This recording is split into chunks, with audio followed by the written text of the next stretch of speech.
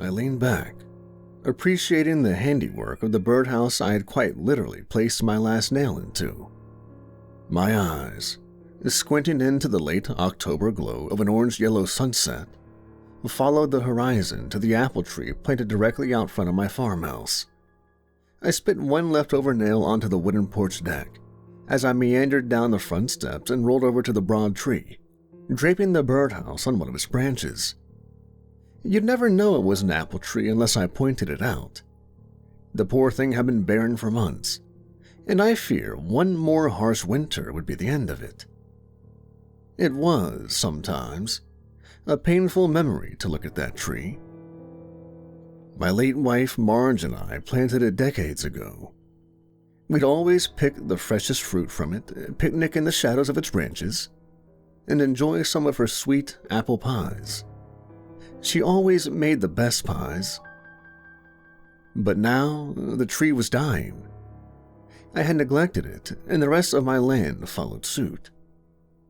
Everything was dying. If truth be told, the only critters that wouldn't die out here were the damn rats. As hard as I tried, no matter how much rat poison and sugar I sprinkled on the porch, they wouldn't go away. Eventually, I just gave up on them. I had lost most of my motivation after March passed, and this lack of care extended beyond the crops and trees. I hadn't shaved in weeks, and half the time I didn't even bother to shower. It was just me out here after all. The silence in place of her laughter and the rattling of her pots and pans was deafening.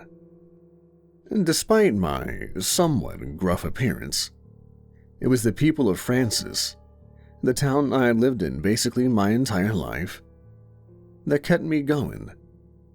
It wasn't a large town by any means, but the people here have always been some of the kindest folk around. Without their support, I probably wouldn't have made it through Marge's death. The only company I kept was the scarecrow out front. My wife used to call him Roy, and probably because we used to listen to Roy Rogers on the radio every night.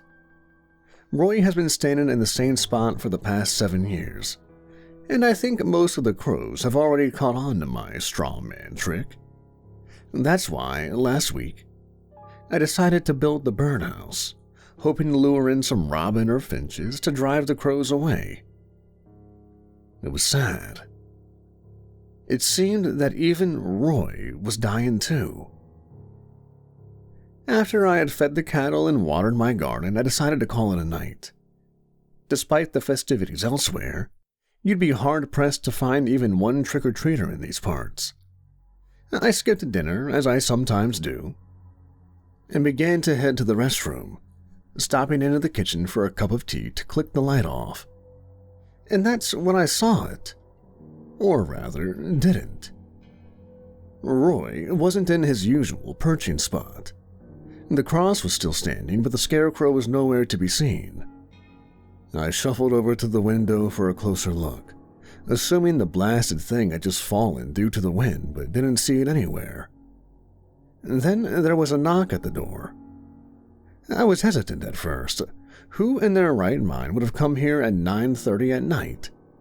Surely no kids from the town. I doubt there are even any kids in this town. "Who is it?" I said, pressing my ear against the wooden door. No response. "Look, I don't want any trouble. If there are kids out there, you best be heading home. I don't have any candies, sorry." Nothing. Then the knocking came again, and it was louder this time. Finally and frustratedly, I pulled open the door with a squeak, and standing in the doorway was Roy. He was standing all by his lonesome. A dead look in the buttons he donned as eyes. Beneath his sack-covered face, a faint mumbling pushed through the fabric. I fumbled back in shock and watched as the scarecrow dragged itself into my house. I would have said something to it, but no words choked from my lips, which were now dry and quivering. As the scarecrow flopped into the kitchen, I could hear the rattling of drawers and bowls, some crashing on the floor before a voice echoed from the wall. "Ah, much better," it said, in a relieved, raspy tone, as the muffled, hobbling sound of straw-filled legs pattered across the wooden floor approaching the doorway. In stepped the Scarecrow, the stitching on its mouth now cut open by one of Marge's kitchen knives. Its mouth was formed into some sort of smile. As it stepped closer, I stepped away. "I thought this would be a familiar and more comfortable form to approach you with, Peter." The thing read me like a book with those black button eyes. It could tell I was panicked. "Oh, there's no need to be afraid. But I guess this form was a bit anomalous. Hindsight is always 20/20, so please forgive me if I startled you." The Scarecrow hobbled back into the kitchen, and after but a moment, a familiar face emerged holding a cup of tea. I must have cried before becoming hostilely angry. It was Marge. I recognized her the instant we locked eyes. Something within me brought to tears, but I hastily snapped from my loving gaze, wiping a tear from my face. That wasn't my wife.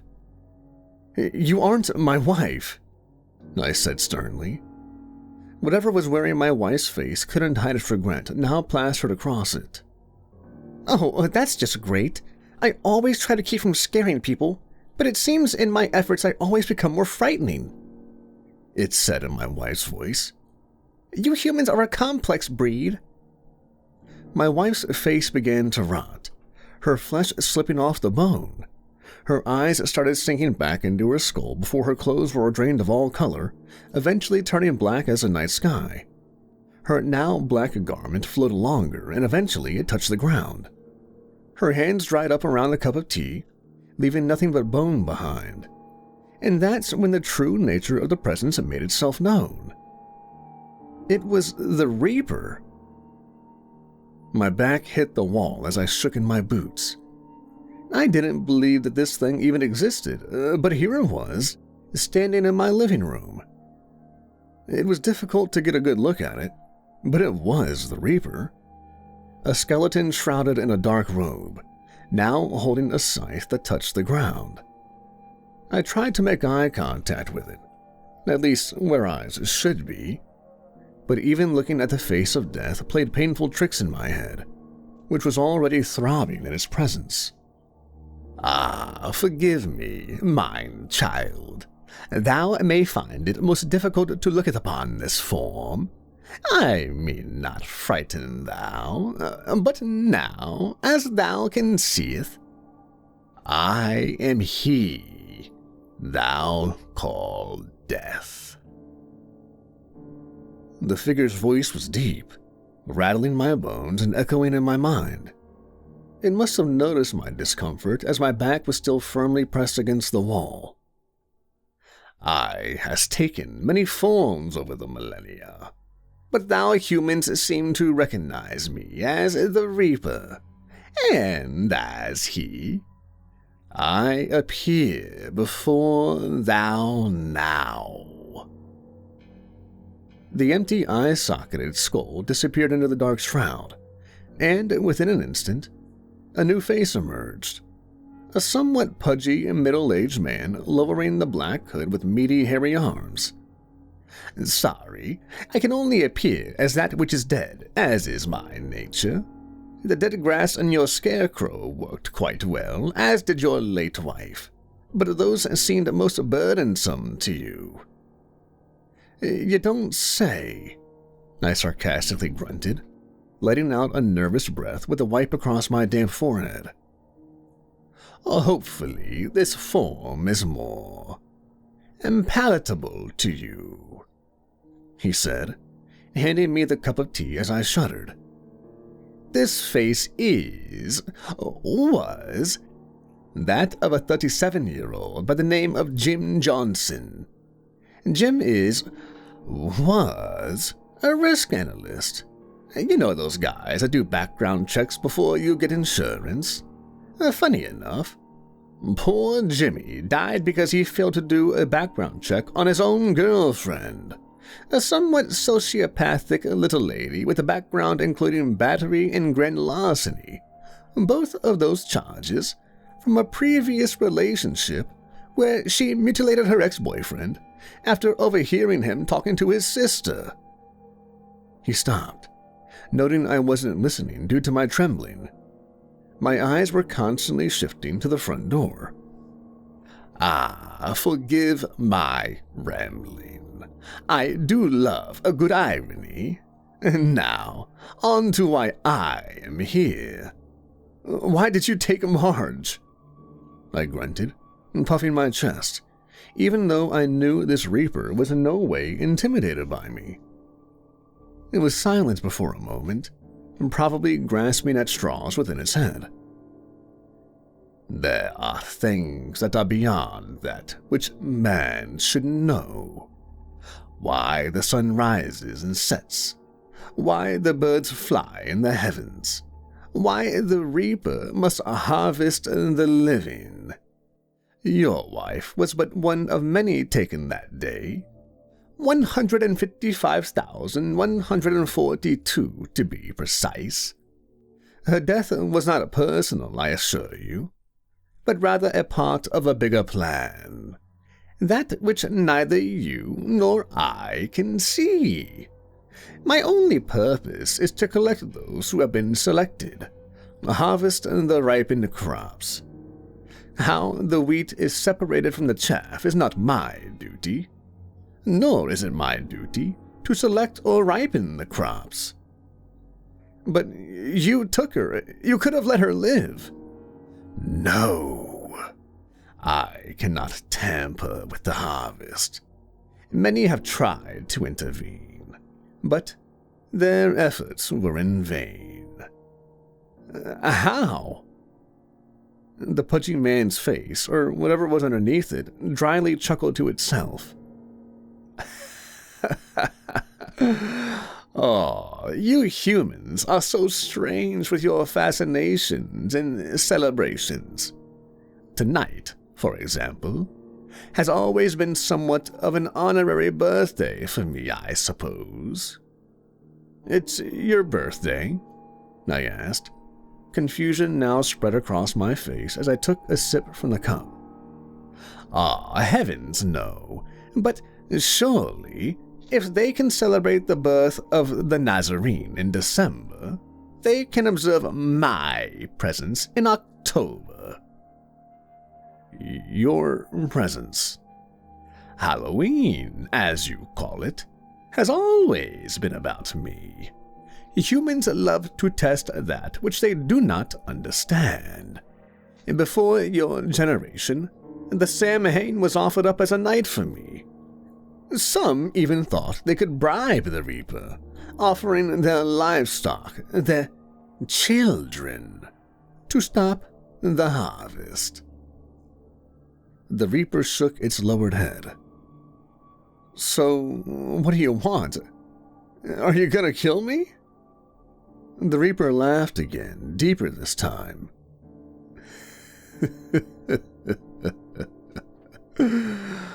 Oh, well, you would think that, wouldn't you? After all, why else would the Grim Reaper come knocking at your door? I stared like a deer in the headlights of death. It continued to laugh, this time at me. Oh, forgive me, Peter. As I've said, I love a good irony. The Reaper glided past me, forcing my back into the wall, as it stopped before the window. It peered outside. How ironic would it be that a man surrounded by so much death could offer up a tremendous amount of life? Who, me? I asked, surprised. It nodded as it turned back towards me. Marge's poor apple tree, it said, shaking its head. It's withered and dying, just Like you. I suppose I could have harvested you tonight, but that wasn't my intention. I'm here to spare a lot of people through you, Peter. I don't understand, I muttered, gripping the wooden table in the corner of the room. The Reaper glided closer to me until it noticed my trembling. If I wouldn't have come here tonight, what would have happened? I shook my head in confusion, lifting the cup of sour tea to my dry lips and taking a sip. You would have gone to bed, probably but for a few small hours, before waking into a hot sweat. You'd pour yourself your nightly tea and step out onto the porch. But you would have forgotten the nail you spat onto it. Remember? The Reaper raised now a skeletal hand, pinching the nail I had clenched in my mouth an hour or so earlier. You would have stepped on this. It would have hurt like hell, but you wouldn't have gone to the doctor, would you have? I began to contemplate the scenario in my mind. Oh, of course you wouldn't have, Peter. The Reaper pointed to my scruffy, unkempt face. You've stopped caring about yourself the day Marge couldn't anymore, so why start? My brows furrowed at the Reaper in confusion. It could tell I wasn't grasping his hypothetical story. Forgive my ramblings. I assure you this all has a point. Get to it, I said sternly. If you would have stayed home, which you would have, the infection from the nail would have killed you, Peter. What? I said, brows furrowed. Well, not initially, but after 3 weeks you would have suffered from enough tetanus that you would have died, mostly extreme muscle spasming in the neck and mouth. They call it lockjaw. Wait, are you saying this would have happened? I sputtered. Well, it's rare, but in your case, yes. You can see that? The figure laughed at me in a condescending tone. I am death. I can see all possible outcomes of mortality, so I can plan accordingly for the harvest. So I would have died had you not come here tonight. It laughed again, this time in more of an ironic chuckle. As a matter of fact, my being here tonight has saved more than just you. I swallowed down a cough before sitting in an old, squeaky wooden chair resting the cup of tea on a nearby table. See? If you would have died, Peter, you wouldn't have been able to send that little letter of yours. What letter? I barked, leaning forward with a creak. Ah, don't be coy. Second drawer down in the kitchen. Tell me you didn't forget. I stood up, still trembling, and speedily tread into the kitchen, yanking the second drawer open. He was right. My letter to Dr. Farrow was resting atop some old cookbooks. I forgot I had written that damn thing in the first place. He needs it, Death said, his voice echoing from the living room. Sometimes it's remarkable what a mere scribble of good tidings can do for the soul. I paced back into the kitchen, still clutching the letter in my hand. After what's happened to Marge, Keith, Dr. Farrow, felt he wasn't an adequate medical doctor. 5 years in medical school and 12 years of practice, and for what? This wouldn't be the first time I had harvested one of his patients either. No, he's knocked on my door many times. But this time, it finally dawned on him. It was as if what his father used to say was finally spoken into existence. Which was what? I said, now grasping at straws myself. Which was that Keith would never amount to anything. Sure, a degree gets you the title, but what good is that without natural-born talent? At least, that's what his father would say. I glanced down at the letter, reading the sorrowful etching of his name on the envelope. He would have knocked on my door one final time. Personally, that is. Such a shame taking one's own life. Out of anyone in the world, including myself, to harvest you, to be your own reaper is another form of sorrow beyond that which most cannot understand. You're saying he would take his own life if I didn't send him my letter? I said, the letter clasped between my sweaty fingers. More or less. The universe works in a very cause and effect way. For example, if you would have died, you wouldn't have sent the letter. If Dr. Farrow wouldn't have received the letter, he would have taken his own life. If he did that, his brother would have missed his second tour in the Navy for the funeral. And if that would have happened, Admiral Keaton would have died, because Lieutenant Farrow wouldn't have been there to see that torpedo bomber. Wait, what are you going on about? Cause and effect, Peter. Like dominoes, or It's a Wonderful Life. You've seen that film, haven't you? I nodded. I know you have. You and Marge used to watch that every Christmas Eve. Death paused, looking at me, forcing my eyes to the wooden floor. Did you know that movie almost didn't happen?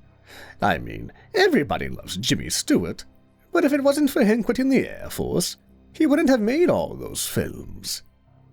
He would have died? Death nodded in response. You'd be amazed at what a small harvest can do. Even just the death of one person, like Marge's step-uncle Harry. If he hadn't been harvested 2 days before she was supposed to leave for the University of Utah, she would have never been in the post office the day you two met. Love at first sight, I take it. That was a coincidence. I caught her on the way out. I was... No, the voice of Death interrupted. There are no coincidences. You were running late because your truck stalled out on State Road 32. You couldn't get it repaired that day because Louis, your mechanic, had a family emergency, remember? His niece suffered a stroke that morning, which meant you took the trek to the post office on foot. Those extra 14 minutes gave Margaret the time to catch you on the way out. Death drummed his fingers along the dusty windowsill, wiping the dust from the tips of his flesh-covered fingers. If death results in any action or reaction, I can see it. Something as simple as missing the bus could result in another world war. And trust me, you don't want to know how close your species has been to that.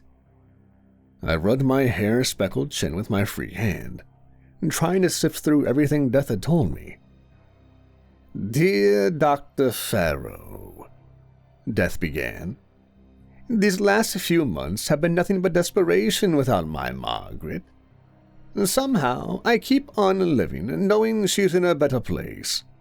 She would have wanted me to thank you, not for anything else but trying. You gave us hope. That's enough, I snapped, wiping another tear from my red face, letting out a dry cough and dampening it with tea. Death slowly glided toward me, I hadn't had the energy to recoil in fear any longer. He bent down and kneeled before me. Without you, your letter, your world would have been thrust into the biggest, most bountiful harvest ever. Ever. What do you mean? I whispered under my breath. Let's just say Admiral Keaton needs to live. Without Lieutenant Farrow to protect him, he would have died, and Farrow would have been on tour with a funeral to attend. A funeral only you could have stopped, Peter. You and that letter of yours. I looked down to the somewhat crinkled letter, then back up at Death. As much as it throbbed, somehow what he said finally made sense in my mind. That is, of course, if you'd be alive to deliver it. I froze, confused by a tingling sensation in my neck on account of the Reaper's changing tone. What are you getting at? The Reaper chuckled to itself. This time, it was a laugh of malice.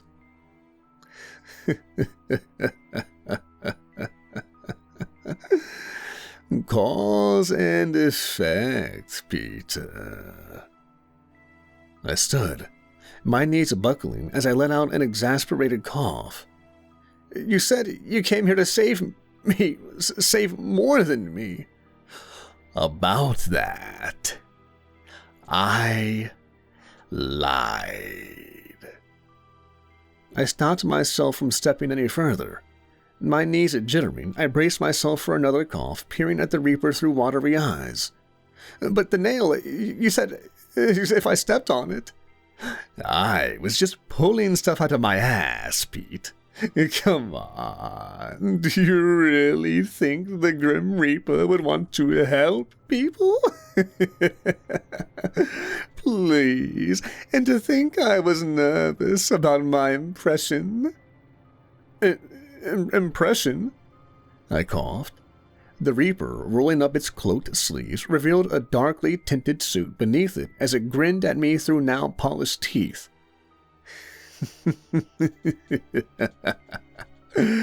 Yeah, did you like it? I'm going for that old English feeling. You know, like the King James I started with. And got to stay in character while sporting your Halloween costume, eh? What are you talking about? Oh, do I have to spell it out for you? He groaned, rolling his eyes. You get the honor of spending a Halloween with the Prince of the Power of the Air, the Father of Lies, and you can't even bother to keep up. Shame on you, man. I fell to the ground, gasping for breath. I could sense he was approaching. The click of polished shoes making their way across the wooden flooring. I could hear him laughing, the bellowing voice of the Reaper replaced with a smooth, confident tone.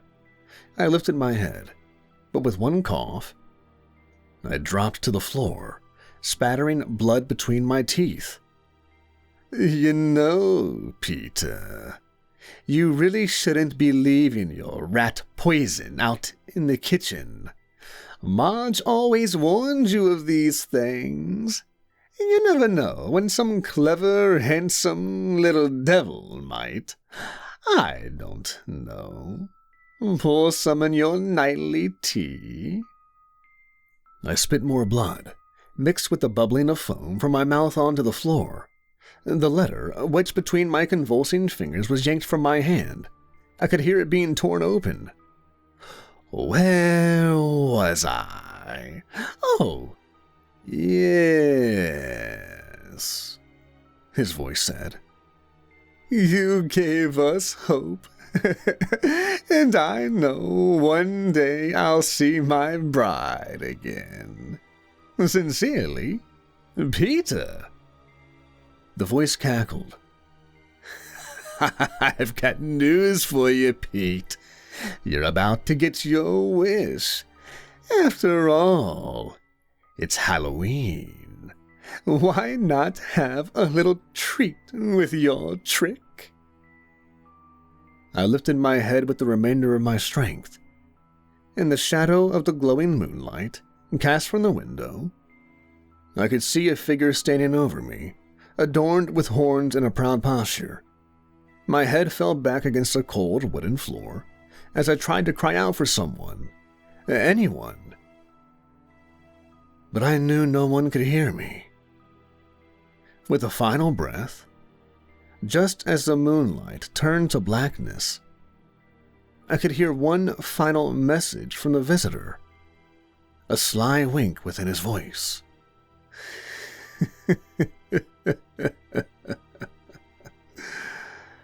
Happy Halloween, Peter.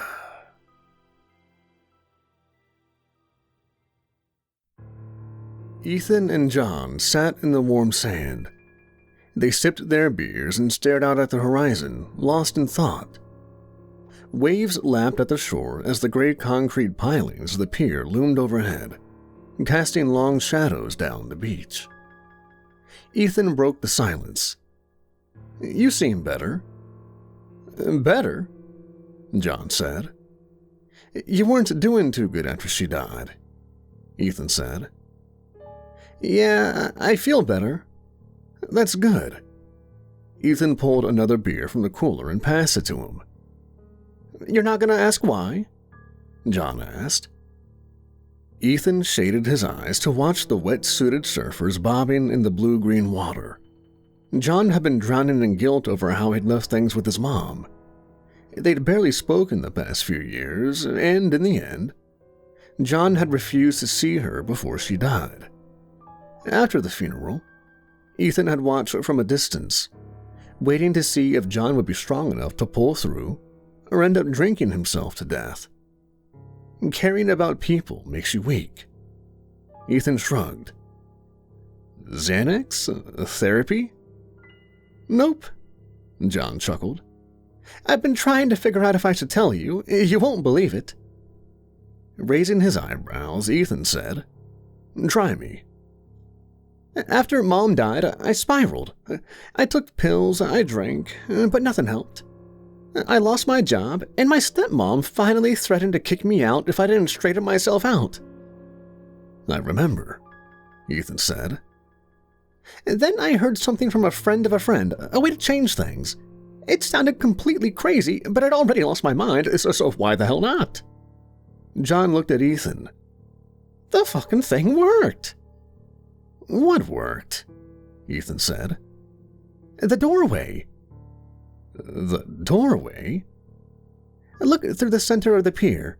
See how the last set of pilings looks like an open door into the sky? John asked. Ethan squinted at the rectangular opening several hundred feet offshore. Okay, sure. If you swim in and out of the columns in just the right way at just the right time, and then swim through that doorway, you end up in a memory. John finished his beer with a belch. It sounds like a lot of work when I can already see my memories when I want. Ethan tapped his temple. In fact, it sounds like bullshit. It's not just seeing a memory. You can change things, John said. Ethan snorted. Changing a memory? I'm pretty sure I've seen that movie. John sighed and glared at him. Fine, you pick a memory and change it somehow. Continue, Ethan said, waving his hand in the air. I was told you can't pick what memory you end up in. Whichever one it is, you have to figure out how to change it to get what you want, John said. Ethan rolled his eyes but kept quiet. When I swam through the doorway, I was back at my 8th birthday party. That was the last year my parents were together. Things were falling apart fast, and my mom pulled out all the stops from my party. At the end of the day, I remember I hugged her for what seemed like forever. John smiled. When I hugged her this time, I told her I was sorry we fought. That I was sorry I wasn't there when she died. John stared at his hands.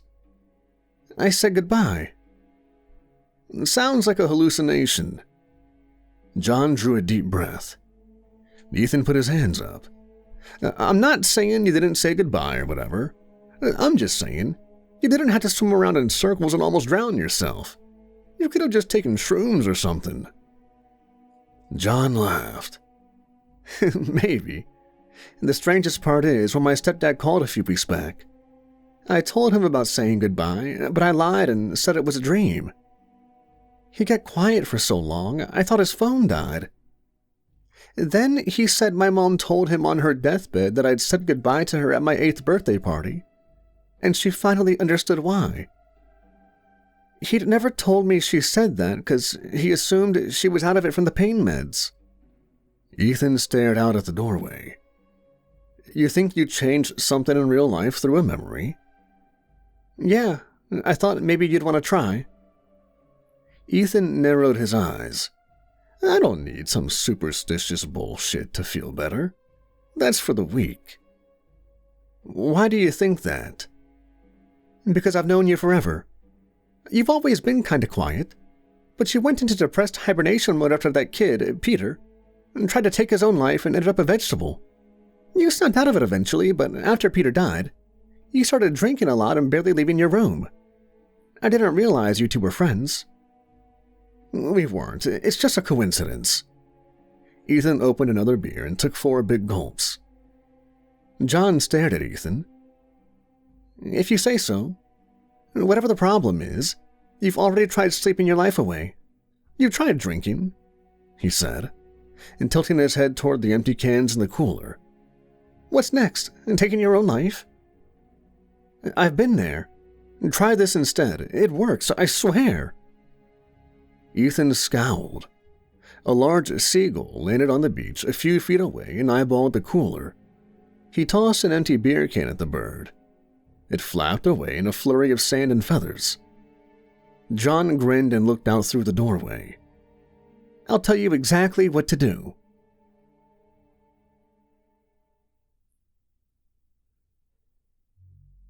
Two weeks later, Ethan sat in his room checking the surf report. It had been storming near Alaska recently, sending swells rolling into Southern California. He sighed and looked at the instructions John had scribbled down. This is either going to be a near-death experience, or my own life is gone. Step 1. There has to be big waves, at least shoulder high. He glanced at the laptop again. Check. Step 2. The swim has to be done at night with a new moon. No lights allowed. Ethan did a quick search for the lunar cycle this month. There was a new moon that night. Check. Step 3. You have to weave around all 13 columns on the right side of the pier. Start by swimming under the pier, then head outside between the first and second columns on the right. Swim back inside the pier between columns 2 and 3. Continue through all the columns until you come back inside between 12 and 13. Then, swim straight out through the doorway. Bingo. Life becomes perfect. When Ethan had asked why steps 1 and 2 were necessary, John had said that darkness and the waves make it difficult. Otherwise, any random guy swimming under the pier could go through the doorway. Ethan had also asked how in the hell you're supposed to swim in between the columns if you can't see them. John had put out one arm in front of him and closed his eyes, saying, You have to feel for them. Ethan rubbed his face. This is stupid. You can't change the past. He sighed and reached for his beer, but stopped short of drinking it. I'm probably gonna die.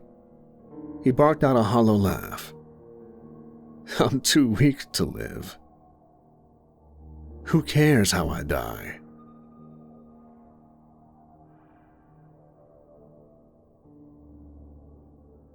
Ethan stood under the pier as a brisk breeze blew off in the water. The waves crashed against the shore in regular sets. He kicked off his flip-flops and sunk his feet into the cold, damp sand. He pulled up and zipped his wetsuit before stretching to warm up. The dim sodium lights from the distant parking lot illuminated the outline of the first columns of the pier and the water's edge. Everything else was hidden in darkness. Off to his left, about 100 feet offshore, greenish lights shimmered under the water, as if UFOs were swarming beneath the surface. Must be night divers headed out to the canyon. He walked to the edge of the water and waited for a lull. When it came, Ethan took several deep breaths and moved out into the chilly, dark water. As soon as it reached his hips, he dove in and swam to the right, heading between the first two columns. One inside. He reached out his left arm and felt for the rough concrete piling of column 2. His fingertips caught the edge. 2 outside. He turned left, following it around to come back under the pier. 3 inside. 4 outside. 5 inside. He made a good time in the lull.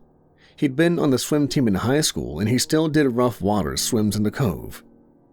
As Ethan rounded column 6, the waves grew bigger. Finding his way while being tossed about was almost impossible. He managed to get around column 7 on the inside, but finding column 8 on the outside seemed to take forever. His arms and legs burned, and his breathing grew ragged. At column 9 on the inside, his elbow collided hard with the piling. His hand went numb. He stopped and shook out his arm. Treading water, he tried to orient himself. Far off to his left, he saw the diver's lights glimmering before a wave crashed over his head. He surfaced, took a deep breath, and continued. As he swam around column 10, outside, some of the tension left his shoulders. With only 2 columns left before passing between 13 and swimming out the doorway, Ethan caught a second wind and pushed himself with everything he had. 11 on the inside of the column. He was headed between columns 11 and 12 when a monster wave slammed into him, pushing him away. He fought against the undertow. His shoulder scraped the sandy bottom. When he finally surfaced, he ground his teeth. Where am I? He bobbed in the waves and tried to catch his breath. A moment later, something bumped his leg, hard. He gasped and spun around, searching the black water. His heart pounded. Shit, don't be a shark, don't be a shark. He took off swimming as fast as he could for where he thought columns 11 and 12 were. His hand found a piling and he made it around 12. On the outside? Just as a wave crashed over him. It held him under. Then another wave came, and another. Ethan was tossed around in the wash. He clawed and kicked. His legs burned. Even with his eyes opened wide, he couldn't tell which way was up in the churning blackness. A piling collided with his head and back, driving the last bit of air from his lungs. His vision narrowed and faded to nothing. The sound of the waves became a ringing in his ears.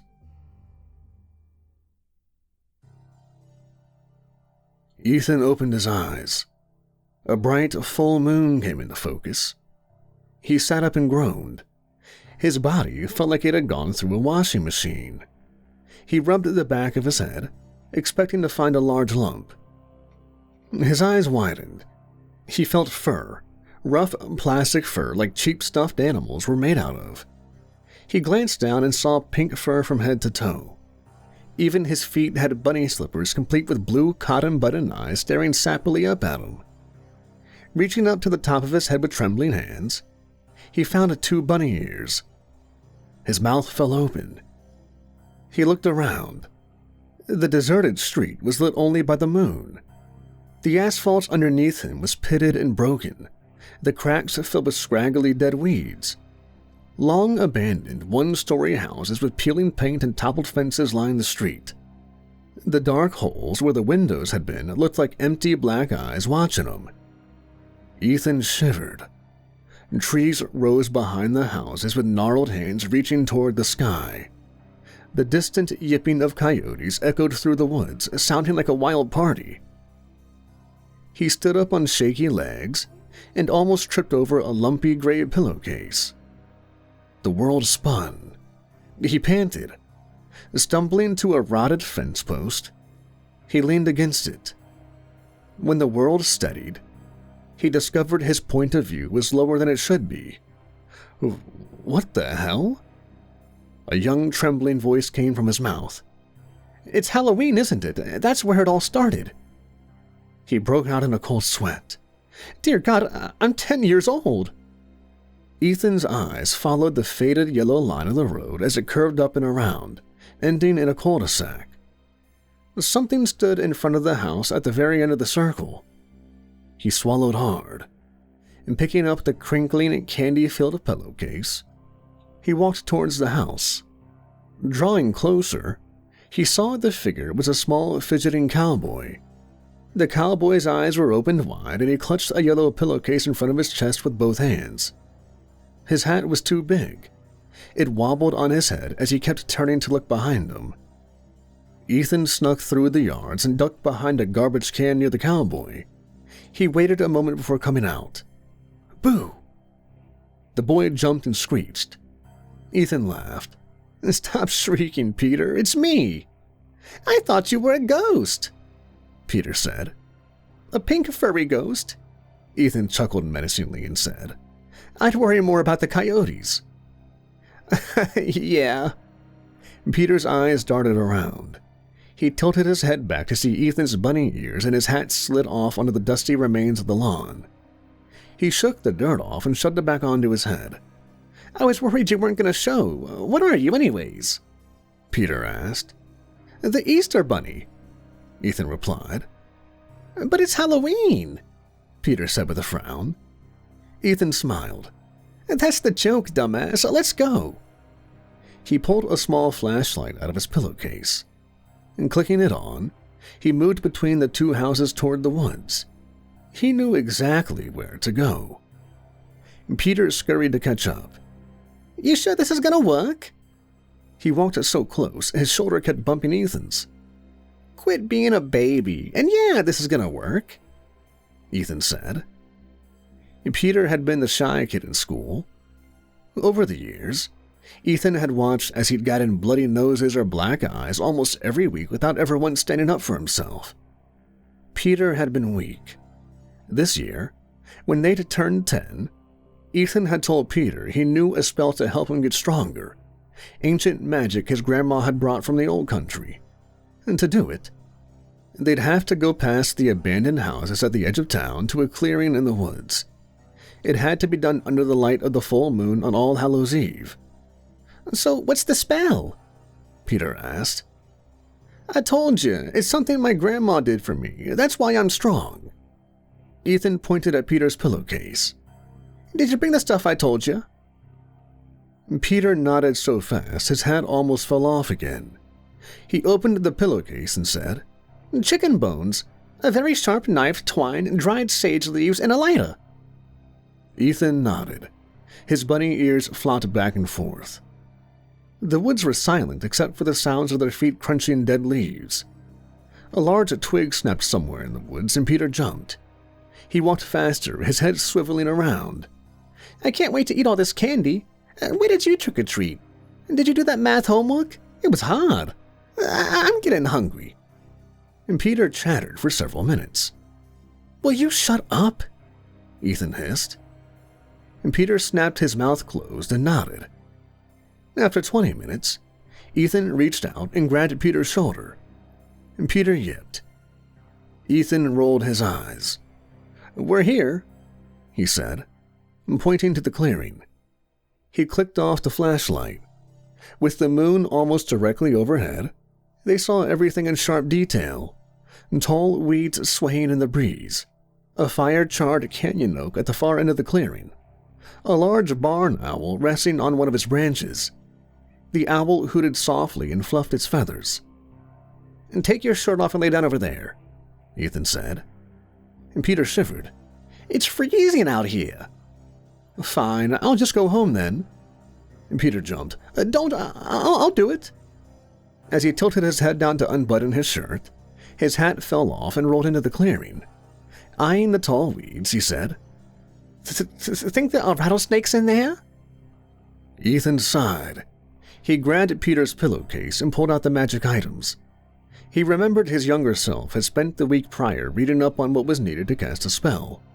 Bones, blood, and sage were used in lots of them. Peter finally laid down. Ethan used the twine to tie the large sage leaves into a bunch. He lit the end on fire and blew it out, watching it smolder for a moment. Walking a circle around Peter, he waved at the spicy, thick smoke in the air. "I hope my mom's not mad about the sage. She was going to use it for Thanksgiving," Peter said. "Shut up," Ethan snapped. He made 2 circles around Peter and then picked up the bones and knife. He laid the bones in the grass around Peter's head like a halo. Then he grabbed Peter's cold hand and pricked his index finger. "Ouch! What?" yelled Peter. "Quit whining. You need blood for spells," Ethan said. He squeezed Peter's finger until a fat drop welled up. Peter grimaced as Ethan used the blood to smear a red pentagram on his forehead. Ethan took the remaining twine and tied Peter's hands and feet together. Peter's eyes grew wide and he quivered but stayed quiet. Ethan stood up and dusted off his furry knees. "Now for the spell." He raised his hands to the sky and said some words in Hungarian, repeating them over and over while waving the sage around. He bit his cheek to keep from smiling. He'd told Peter there were ancient words of power. They were actually the curse words his grandparents had hurled at each other whenever they'd argued. "Almost done," Ethan said. He picked up the knife again and sat on Peter's abdomen. "Oof, what are you doing?" Peter grunted. "This is the last part," Ethan said, as he raised the knife above his head. Peter yelled, "Stop messing around, I don't want to do this anymore." He bucked, trying to throw Ethan off, but Ethan was too heavy. Peter cried hysterically. He feebly swung his tied fist at Ethan. Ethan ducked and slapped him. He slapped him again and again until Peter's nose bled. Peter stopped fighting and lay sobbing. Ethan raised the knife as high as he could. He laughed and brought it down, and Peter shrieked and squeezed his eyes shut. After a moment, he cracked open his eyes. Ethan's face was close to his, and Peter glanced to the side and saw the knife sticking out of the ground next to his head. And Peter could feel the cold metal touching his ear. "This is how it ended," Ethan said. "What?" "The first time you passed out and I left you in the woods." Peter squirmed, and Ethan scooted up towards his chest to keep him still. He pulled the knife out of the ground and stared at the blade. "The spell was bullshit. You were always so weak and I felt sorry for you. I hoped a near-death experience would toughen you up." Ethan sighed. "But it didn't." And Peter's eyes were wide and focused on the knife. He cried again, the tears sliding down the sides of his face. "The day we graduated high school, you took your own life with a rope. But you didn't even get that right. You were still alive when your dad found you and cut you down. You were a vegetable for 2 years after." Ethan stared into Peter's eyes without blinking. "I visited you in the hospital a few months ago and ended your pathetic existence." A fleeting smile passed across his face. "I still felt sorry for you." Ethan turned the knife blade until he could see the moon reflected in it. "I shouldn't have cared about you in the first place. You made me weak. You made my life miserable." He moved the knife to the left side of Peter's neck. And Peter screeched and his eyes rolled back in his head. Ethan said, "I'm not sure if this is real. Maybe I'm dead." He leaned down to Peter's ear, whispering, "Doesn't matter, though. I'm going to do what I should have done the first time." He drew the knife across Peter's throat from ear to ear, and Peter's eyes shot open as a curtain of blood poured from his neck. He gasped, trying to scream. His body thrashed and convulsed. More of his blood flowed out with every pump of his frantic heart. His struggles grew weaker. Crimson saliva bubbled from his mouth. He stopped moving, his empty eyes staring up at the moon. Ethan stood up on trembling legs and used his furry arm to wipe the blood from his face. Grabbing his flashlight with shaky hands, he moved around the clearing, gathering up all the magic items and tossing them into his pillowcase. The skin on the back of his neck itched. It felt like Peter's eyes were following him. He picked up the cowboy hat and placed it over Peter's face. Near the oak, he found some rocks. The owl watched with unblinking eyes as Ethan stripped off his blood-soaked bunny suit and stuffed it into the pillowcase along with several heavy rocks. He tied the pillowcase shut with a knot. On his way home, he would toss it off the bridge and into the river along with the knife. The coyotes cried again. They sounded close. Ethan took a long look at Peter's body and turned to leave. The moon went behind a cloud, plunging him into darkness. His ears were filled with the sound of churning or roaring water. He spun around, eyes wide. A torrent of cold water drenched him. His teeth chattered. His knees gave out and he fell to the ground. He tried to get up, but he couldn't move. He couldn't see, he couldn't breathe. His ears rang as his consciousness faded to nothing. Hey, are you all right? Ethan opened his eyes and winced. His head throbbed. He rolled over and vomited what felt like a gallon of seawater. Frowning, he wiped his nose and mouth. His hand came away bloody. An older man in a wetsuit hovered next to him with a flashlight.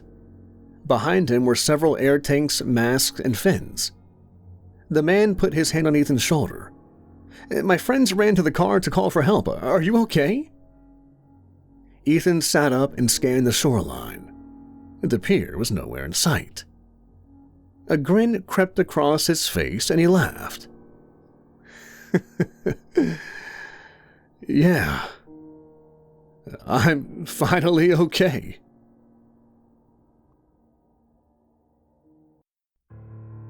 Halloween is my saving grace.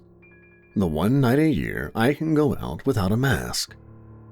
I don't want it to sound like I spend all year waiting for this day, just willing the hours with bated breath and anticipation. I'd like to say that I have other interests, that I'm able to find myself so engrossed in some human activity that I actually forget about the only day I can truly be myself. But this would be a lie. It's an uncommon hour that I go without thinking about the 31st of October. That glorious night when I can step out into the cool air and almost, just almost, feel human. The last Halloween was perhaps my favorite. My favorite day hasn't been the same since this area became occupied. Since the human beings, with their warm skin and innocent minds, began constructing ramshackle dwellings within the imaginary borders of what was once mine. When I say it wasn't the same, I'm speaking quite literally. My favorite day was a different day before the humans came. Back then, what I referred to as simply my day took place once every year, on what the humans know as October 23rd. It was a day of great power, when the walls between the physical and the supernatural grew thin and malleable. Evil was released into the world on the 23rd of October, although such designations as months were many centuries from their creation. An insane, power-hungry beast managed to doom her entire species on that day, in October of 23rd, many hundreds of years ago. I often wonder what the world might have been like if she hadn't committed that ultimate mistake. It's irrelevant, I always end up telling myself, because then I wouldn't exist. Unlike the naive human beings who roam the streets in their speeding cars and make screaming love to one another in their shoddy homes, I have been blessed with a natural intuition, allowing me constant awareness of how far in time we've drifted since our last cycle began. It's this sense that allows me to know the current year as 6020. In human years, I believe, that would be 2016. Anno Domini are the words they use. Words from an ancient language. Ancient by their standards, at least. But I digress. It was the Halloween of 6019, or 2015, that was my favorite. My day had always been the 23rd of October. When I was alone then, I would slip out to enjoy the surface and enjoy the rush of power as I joined my fellow creatures of the night. I would walk, aimlessly and without direction, as others whipped around me.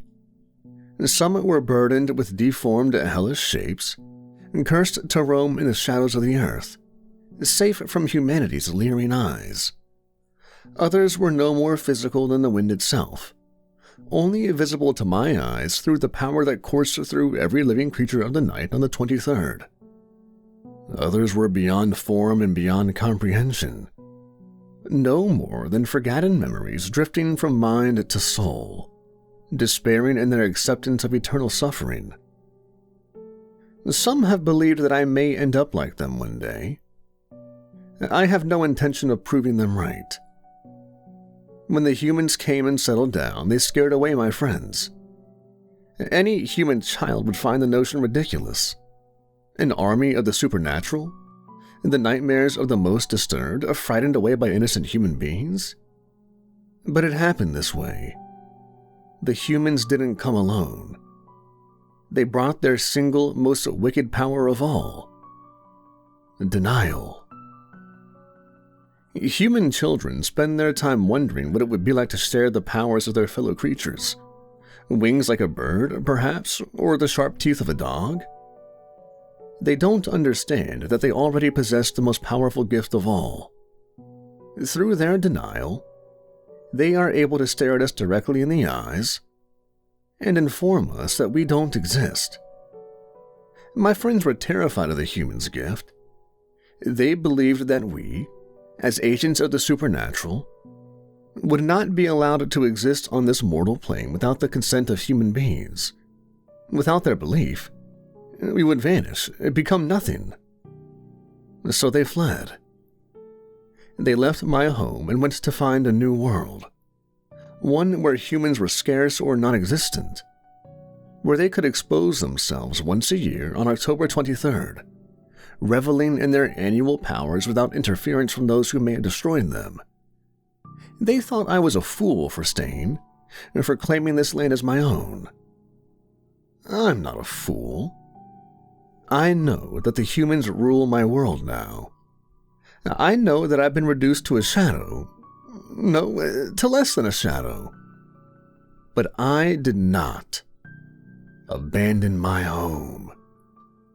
And for that, I will not apologize.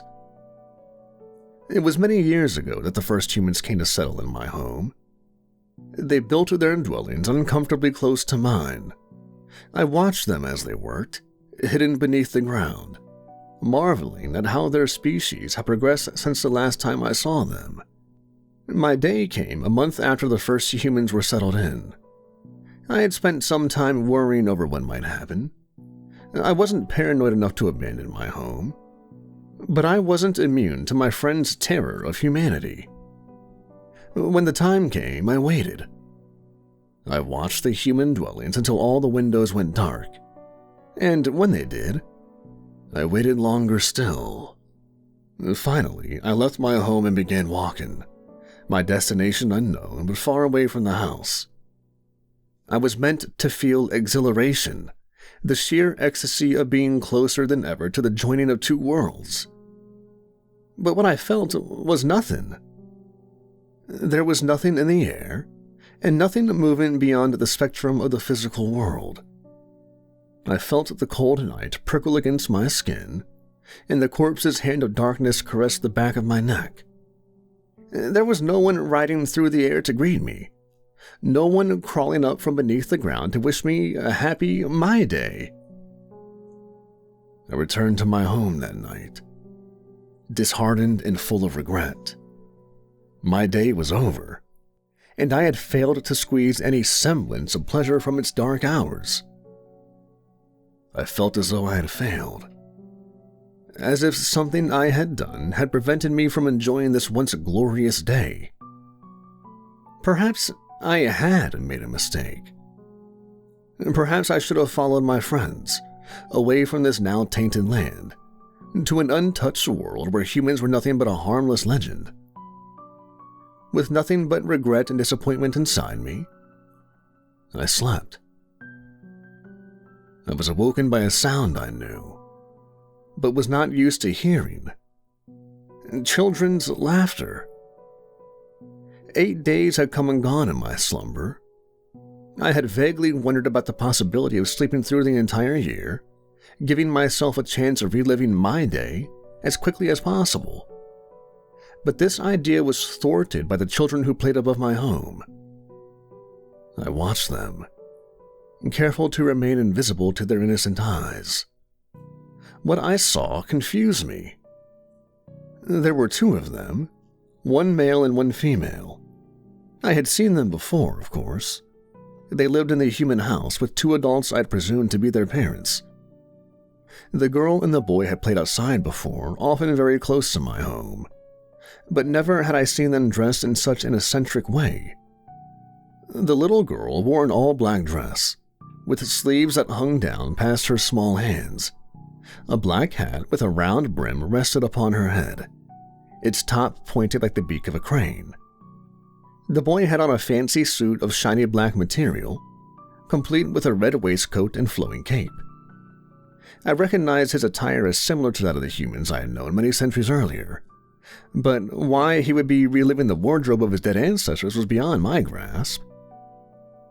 Their clothes were unusual, yes, but it was their faces that confused me the most.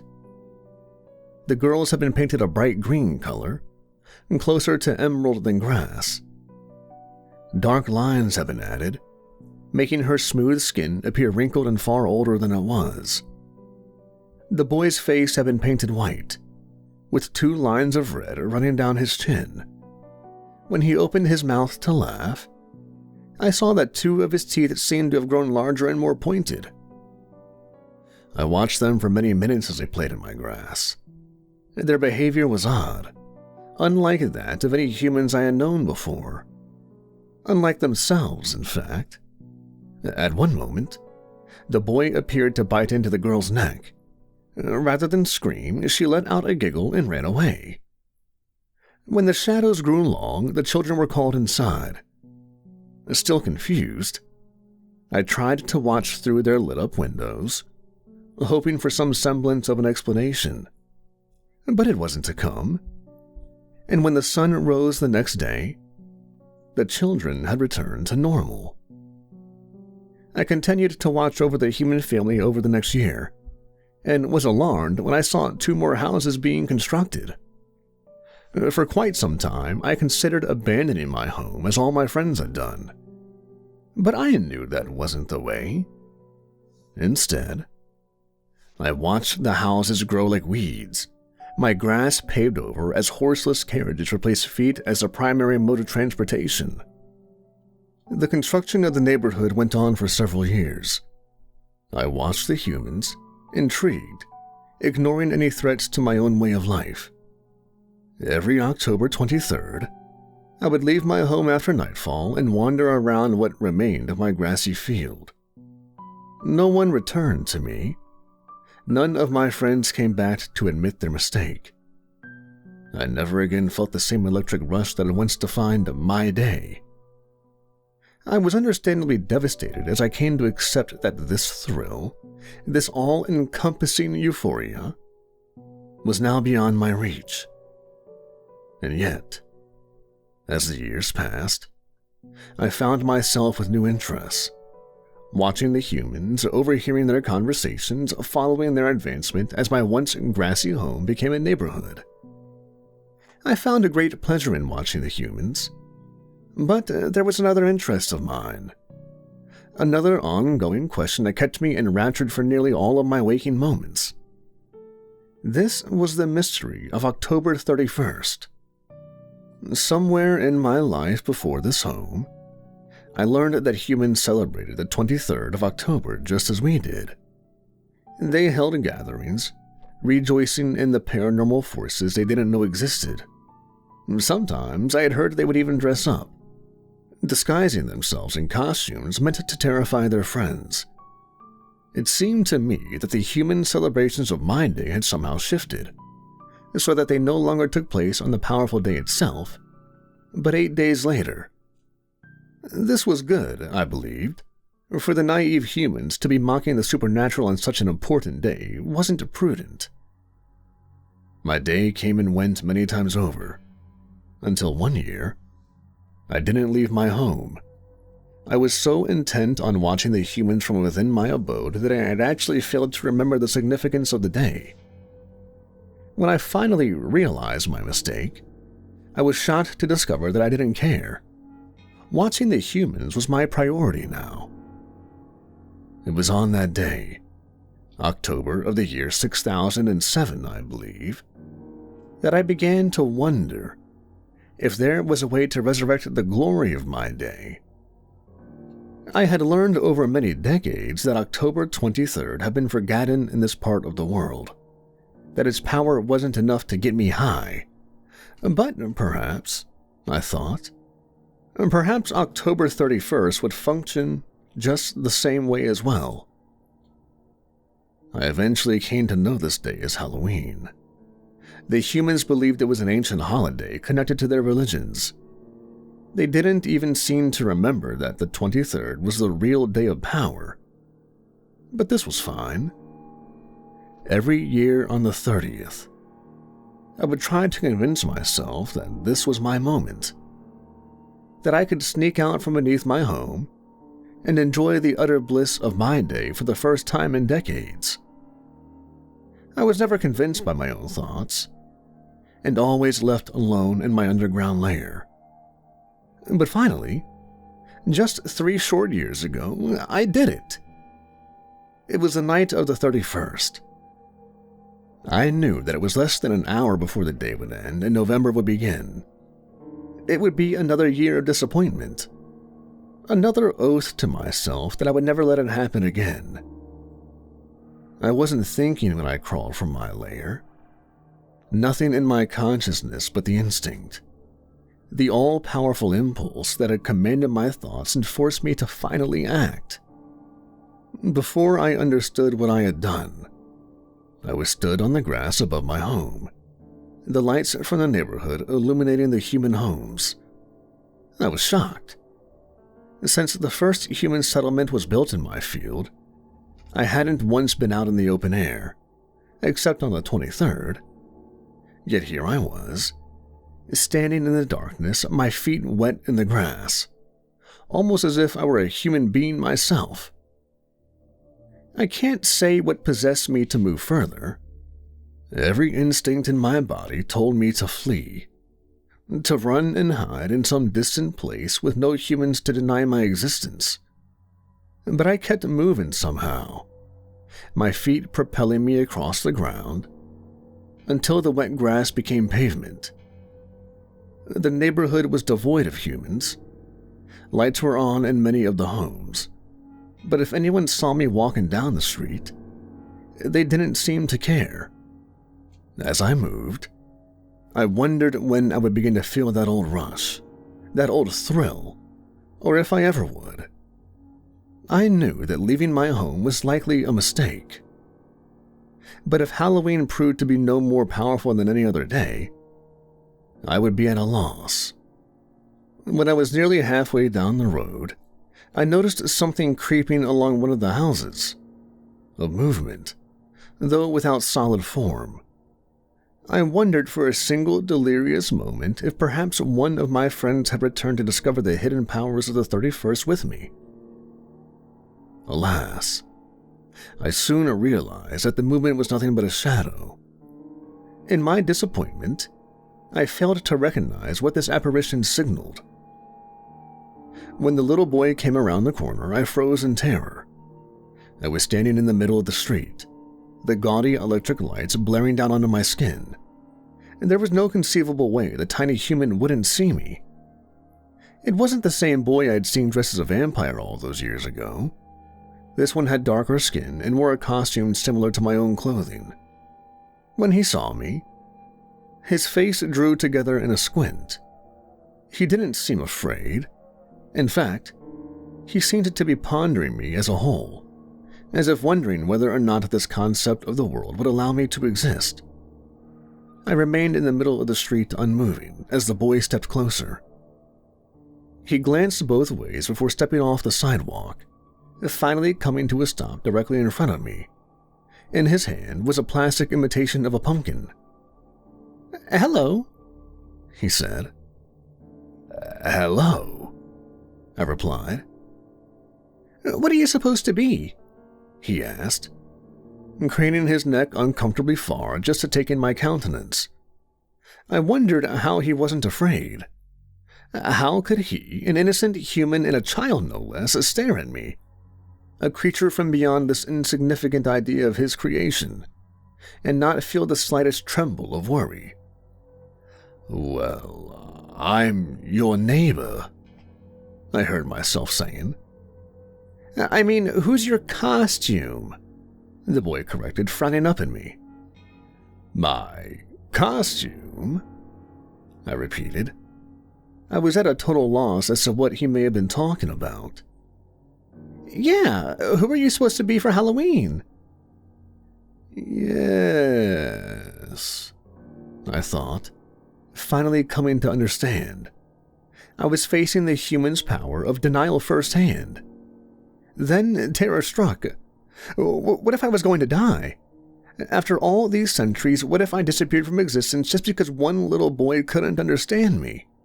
Was there some way to prevent being thought out of creation? Was I to encourage him? To make him think I was some sort of pathetic human, seeking candy instead of an ethereal high so powerful it could bring the dead back to life? "Here," the boy said, reaching into his pumpkin. "Looks like you didn't get much candy." I took the morsel in my hand, staring down at the plastic label. Snickers. I didn't know what Snickers was. "Do you want it? Because if you don't, I'll take it back." I do want it," I insisted, hastily slipping the candy between my lips. My teeth made short work of the sugary food. "You're not supposed to eat the wrapper," the boy cried, as if I had done something unspeakable. He was so pathetic, I thought. His view of creation was reduced to this one neighborhood and that he wasn't allowed to eat. "Don't tell me what I'm not supposed to do," I hissed. The boy took a step back, and for the first time I registered fear in his expression. "You never told me what you were supposed to be," I growled. "Oh, I'm a zombie." "A zombie," I repeated, feeling the word around on my tongue. The candy had stuck to my teeth and continued to fill my mouth with its sweet taste. I didn't like the way it refused to leave. "What is a zombie?" The boy took another step back, his expression growing another degree of fear. Some part of him, I sensed, some tiny iota of his being, understood that I wasn't of his kind. "It's like a dead person who comes back to life," the boy explained, his voice wavering very slightly. "I must admit, I am not familiar with any such creature," I mused. My tongue continued to dig at the solidified candy that dulled the needle-sharp points of my teeth. "They're not real," the boy said, covering his fear with exasperation, I noted. That was so human of him. "And they're just made up from comic books and movies." "Not real, you say?" I stared down at him, arms at my sides. The claws on my left hand drummed absently across my leg. "And what is real? What sort of monsters do you believe in?" "I don't believe in monsters," the boy said. "I'm not a little kid anymore." He took another step back, the fake pumpkin slapped against his knee. "Of course you're not," I replied, beginning to lean forward. My legs remained stationary as I bent at the waist. "But are you sure there are no monsters?" "Yeah," the boy stammered. This time he didn't move, only watching as I leaned forward, my upper half bridging the space between us.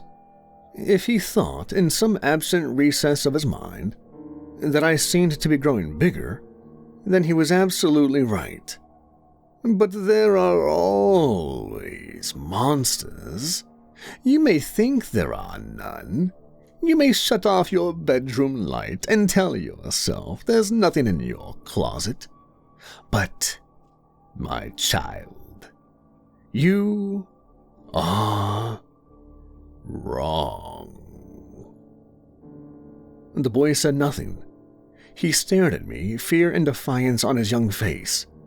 He stood his ground as my black eyes stared into him past his flesh and bones, to where his innocent soul lay trapped in a mortal body, begging to be let out and join me in my eternal feasting. I knew that, yeah, would make for a poor final speech, so I allowed the boy space to make a few more remarks before I tore his head from his shoulders. "They will not forget me," I thought, as I carried him down into my home. "They will not forget me, not now, not ever." And they wouldn't. I finally understood. My friends had been wrong after all. Human denial wasn't meant to be feared, but combated. It was my job, and the job of all others like me, to push the boundaries of the human mind, forcing them to think up new and more ridiculous explanations until there was nothing left but to admit the truth. That monsters do exist. The human mind is a twisted and disturbing place. I realized this as I crouched in the darkness of my home, tearing the little boy's flesh apart with my bare teeth. The humans would lie to themselves to pretend we didn't exist. Yet, at the same time, they would dedicate an entire holiday to acting out their pathetic depictions of us, pretending to be us for nothing more than cheap amusement. Deep down, they believed. Every last one of them believed. And on that Halloween night, I felt the first whispers of the old ecstasy that once defined my day. It was then, as I sucked the marrow from the little boy's bones, that I knew Halloween and my day had become one. So the next year, I was prepared. After the little boy's disappearance, several families left town. They were replaced by others of their kind, who in turn brought more. Eventually, my impulsive killing had the effect of bringing more houses to my once grassy field. To my great annoyance, one of these houses was built directly on top of mine. I had the forethought to evacuate myself, and whatever remained of the little boy before construction began. I hid out far away, careful not to be seen by human eyes. This was another of their many hypocritical stances. A scary mask was to be praised on Halloween, but demonized every other day of the year. When the house was finished, I returned to my lair. The human bastards have replaced my walls, my floor, and my ceiling with hard, cold substances that I knew I would never find appealing. My home had been ruined. I briefly considered building myself a new one in the earth farther away from town, but my friends had been unable to drag me out of it from all those years ago. And if they could not convince me to leave, then no other human could either. I have stayed in the basement ever since. The humans who live in my house never come down the shoddy wooden stairs, except occasionally to check the furnace. On the rare day that one of them makes an appearance, I keep myself well hidden in the shadows. It was only on the last Halloween, a year since my impromptu feast, that I was seen by any number of humans. Yes, I had known some in my lives before this home, but ever since coming to my once grassy field, I have never been seen by human eyes, barring those of the little boy. When the sun went down on the night of the 31st, the children left their homes to wander the streets. Some of them were dressed in the brightly colored uniforms of popular culture heroes. Others have retained the traditions, dressing as monsters of folklore that would bring fear to their impressionable younger siblings. Before making my move, I spent some time watching the children through my basement window. They all seemed so happy, I thought. So ready to deny the existence of my people, yet so quick to wear our faces. It was a double-edged sword. I realized only in that moment. Human denial prevented us from being what we once were. Yet it was their fascination with the supernatural, their obsession with a world that they didn't believe existed, that allowed us to remain. Denial was our only enemy, and fear was our ally. As long as human beings were afraid of the dark, as long as they created vivid monsters out of terror, I would have power. When I was sure all the children in town were out and about, I slipped silently through the basement window and unfolded myself on the lawn. As I made my way out into the street, children turned to stare. Some cried out in surprise, some cowered in fear. But every pair of youthful eyes was trained on the tall, thin stranger in their midst. When I came to the center of the street, I planted my feet where their friend had died 1 year earlier and raised my arms to the heavens. Happy Halloween, everybody, I cried. My voice echoed down the street. The children all seemed relieved, and they resumed their normal conversations. A pair of Satans rushed by me, clutching their pumpkins. A werewolf scooted to the other side of the road, passing by with both eyes fixed warily on my form. I wanted it. I wanted Halloween. This, not October 23rd, was the true day of power. Not some foolish anniversary of evil long past, but a holiday based entirely on fear celebrated all across the globe. For the first time in many, many years, I felt the thrill building in my soul. I felt that high, that euphoria that had once been accompanied by ghostly figures riding through the night. I stared at the scene before me, all around me, and I knew that Halloween was my day now. Slowly, I stepped forward. A crowd of children surrounded me, all babbling and laughing in excitement. I paid no attention to their words. Instead, I spread out my arms, allowing the tips of my fingers to brush every child I passed. I could feel them. Beyond a physical touch, I could feel their excitement, their pleasure, but most importantly, buried deep in the parts of their minds that forced maturity to blossom, their fear. They were all afraid on some level. What else are human beings good for but to fear and to deny that they are afraid? Perhaps some of the adult residents of the town wondered where the tall men in the hideous mask had come from. And perhaps some of them, in the farthest reaches of their conscious thoughts, wondered if I had anything to do with the child who had gone missing a year before. I hope they did. I hope they stood at their windows, watching me brush my hands against their children as I towered 3 times as high as the tallest one, and agonized over the question of whether or not they were becoming paranoid, delusional, or perhaps insane with the unanswered questions that had followed the boy to his grave. I hope, wherever my old friends are, in whatever part of the world they've decided is suitably human-free, that they are never happy again. I hope they'd never feel the brilliant fireworks of pleasure we used to share every October 23rd. I hope they never find out that true immortal bliss is only 8 days away.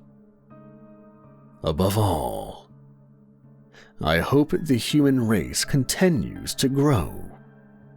I hope they flourish, each one of them enjoying long and terrifying lives. I hope they all have children, and that their children have children. I hope they teach every new generation the true meaning of fear. I am the true meaning of fear. My friends believed they were incapable of being afraid, but they were afraid of humans and the power they hold. They were afraid that any flesh and blood mortal could simply wish them out of existence. And perhaps they could. But not with me there. Not with me hiding in the shadows. Not with me lurking behind every corner, waiting until their fear reaches its climax to strike. Manipulation is my game, and terror is my drug. I am Halloween. I felt as though a weight was lifted from my shoulders as I walked out of the testing room where I had just taken my last final of the year and was greeted with the beaming sunshine and a cool summer breeze. Though the walk back to my house was long, I enjoyed every second. This was my most successful year at university yet. I finished most of my classes with an A, on top of having completed multiple internships, the latter of which had wrapped up just a few weeks prior. I was ready to celebrate. You know that feeling of having a cloud over your head, reminding you of your responsibilities and impending deadlines? Well, for me, those were all fading away. All but one. I had been trying and failing to secure another internship or job for the summer. This had occurred to me again once I was on my victory walk home that morning, ruining the overall mood. My thoughts turned away from thinking about how I would celebrate the end of my classes and toward how I was going to find a job. By the time I had made my way off of campus grounds and onto my street, my pace had slowed considerably as my mind became preoccupied. My gaze happened to drift off to the cemetery on the other side of the street, and something I often looked at while passing by. It had always felt out of place for me, sitting in the middle of apartment buildings and houses occupied mostly by students. Though it wasn't just its location that felt odd. It has to be the most fenced-in cemetery I have ever seen. The fencing that surrounds this square plot of land is about 8 or 9 feet tall, and its quality is no joke. It's safe to assume that whoever put it up meant for it to be more than a marker of the cemetery's borders or for decoration, with the exception seemingly being the ominous-looking gargoyles at each corner. The fence was almost certainly built to keep people out. It was on this towering fence where I had noticed a new sign posted, and though I had still been across the street, the giant "Help Wanted" text was more than readable at that distance. I had never seen a single sign posted on the fence before, adding to my curiosity. I crossed the street to get a better look. As I approached the sign, I quickly made out the limited text that remained. See security booth inside for details. I glanced around the sign where I could make out the silhouette of a man inside the small wooden booth. Without hesitation, I proceeded inside. The man behind the booth must have noticed my approach as he stood up and exited, facing me with a sincere, friendly expression. Though he appeared to be an older man by the looks of his white hair, he certainly looked healthy and spriteful for one as he graciously sported a stylish black suit. "How may I help you today?" he asked in a warm tone through a deep and relaxed voice. "I just noticed the sign out on the fence there. Is that for some sort of job or something?" I asked, unsure. He bobbed his head back and forth. "Of sorts." I stood in silence and what must have been an evident expression of confusion as I awaited more details. "Why don't we take a walk?"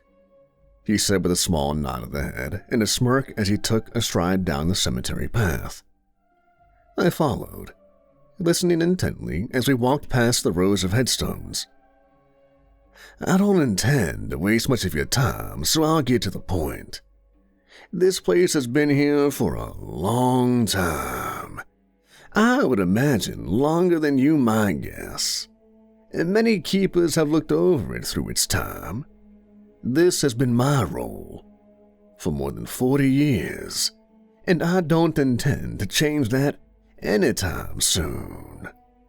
However, some, what you might call, extenuating circumstances have dictated that I leave my post for a few days to attend to another matter, and those whom I might regularly call on for situations like this are unavailable. The job I'm offering is simple. Act as its keeper for one night, and one night only.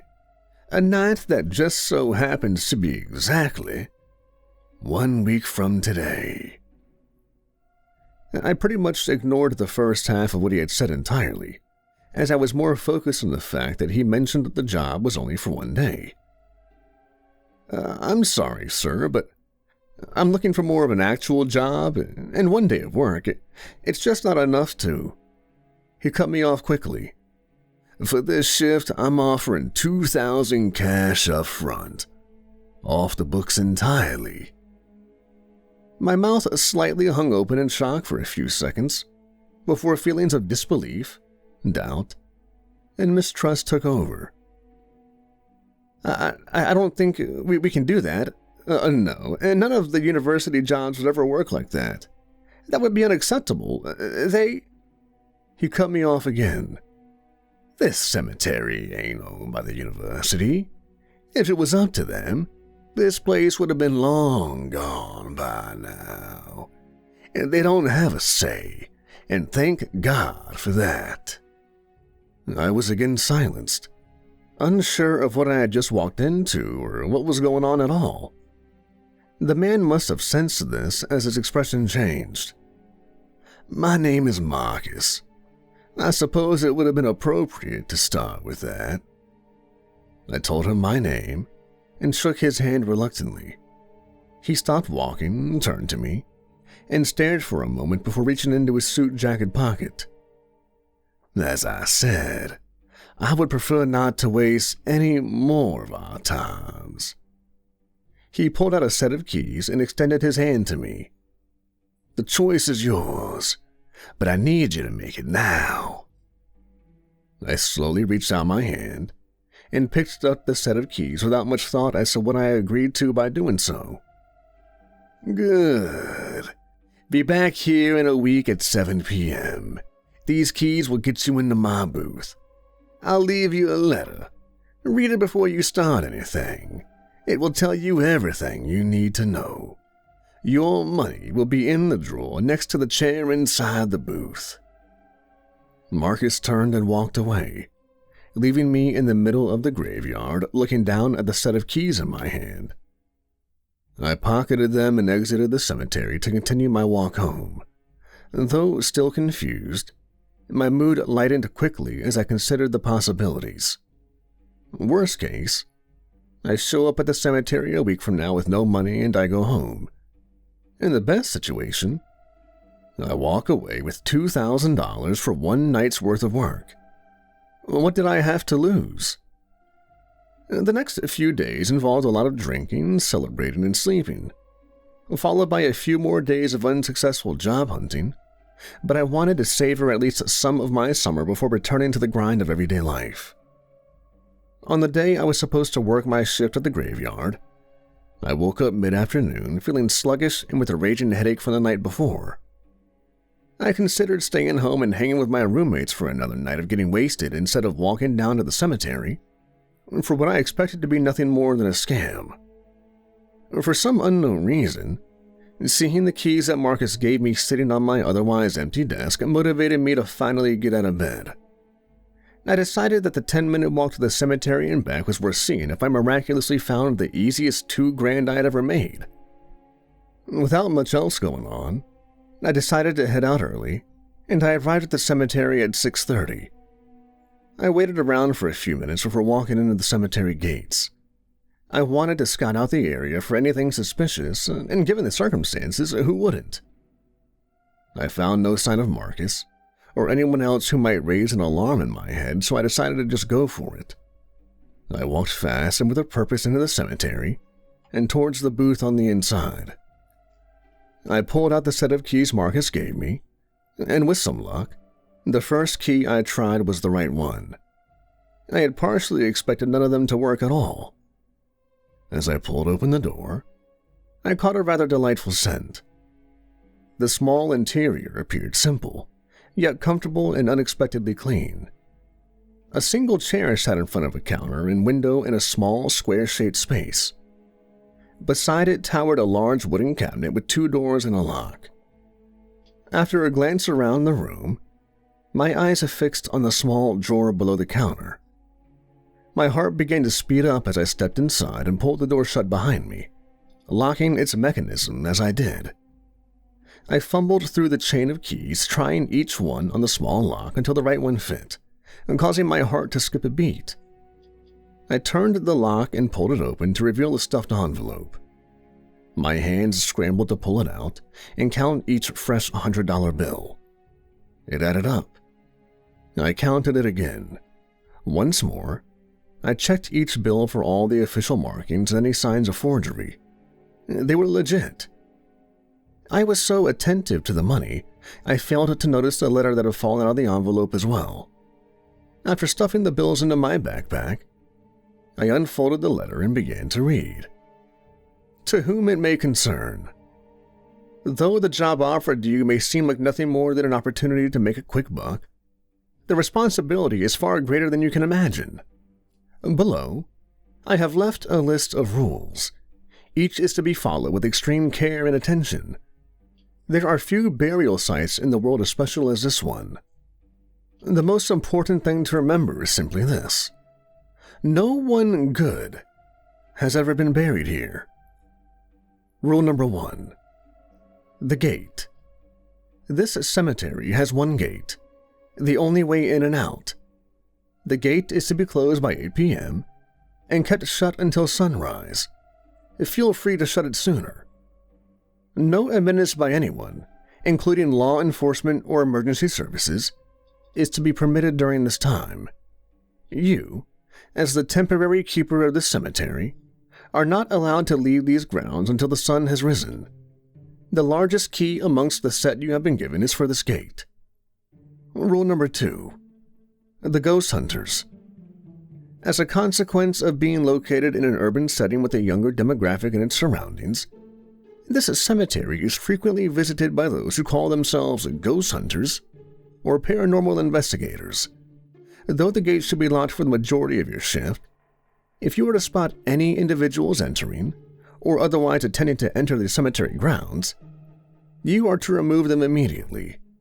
You are permitted to call on law enforcement for the removal of such trespassers, but as stated, law enforcement is not allowed to step foot inside of the cemetery gates after 8 p.m. Get any trespassers out as soon as possible. God only knows what these fools would do if they found something real. Rule number 3. The suit. Another key on your chain unlocks the wooden closet next to you.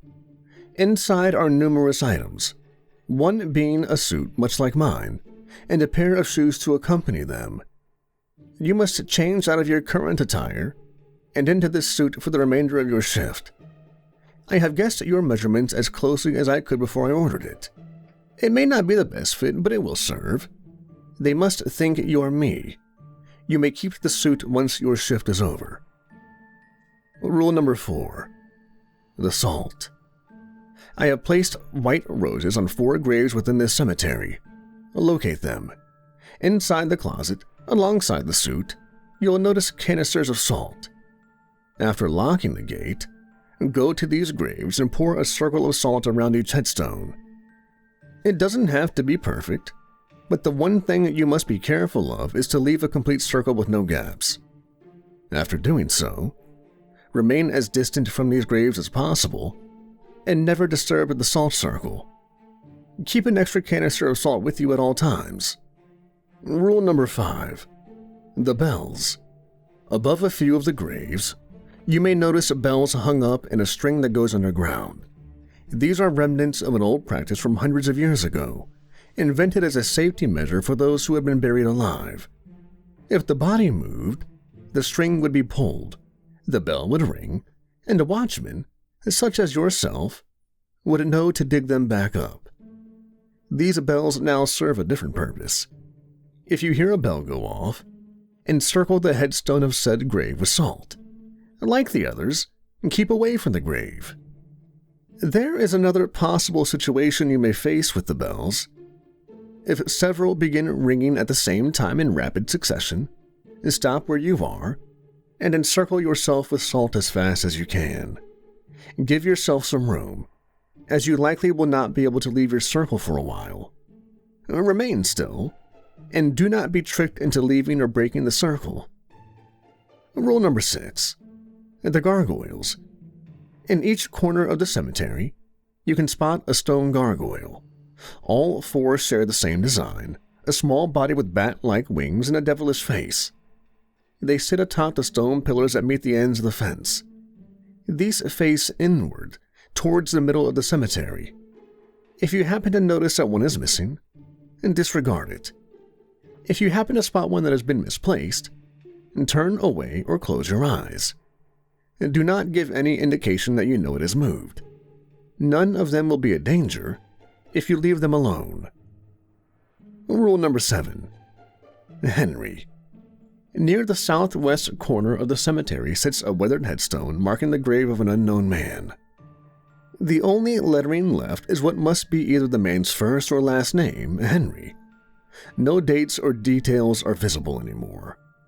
The only thing you need to know about Henry is that if he rises from his grave on your shift, watch your back and avoid going to the security booth at all costs. Inside the front pocket of your suit jacket is a small box of matches. Light one and throw it to the grass on Henry's grave.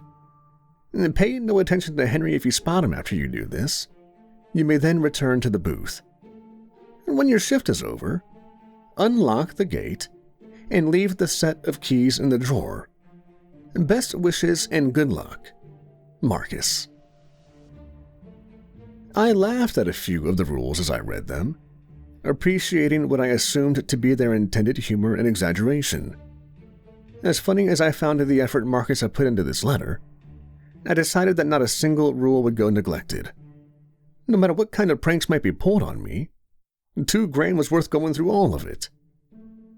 I began by opening the wood closet next to me. Greeting me on the other side was a suit, as Marcus had mentioned. I marveled at its design for a moment. Though I had seen the same thing on Marcus before, I hadn't taken in its beauty as much then.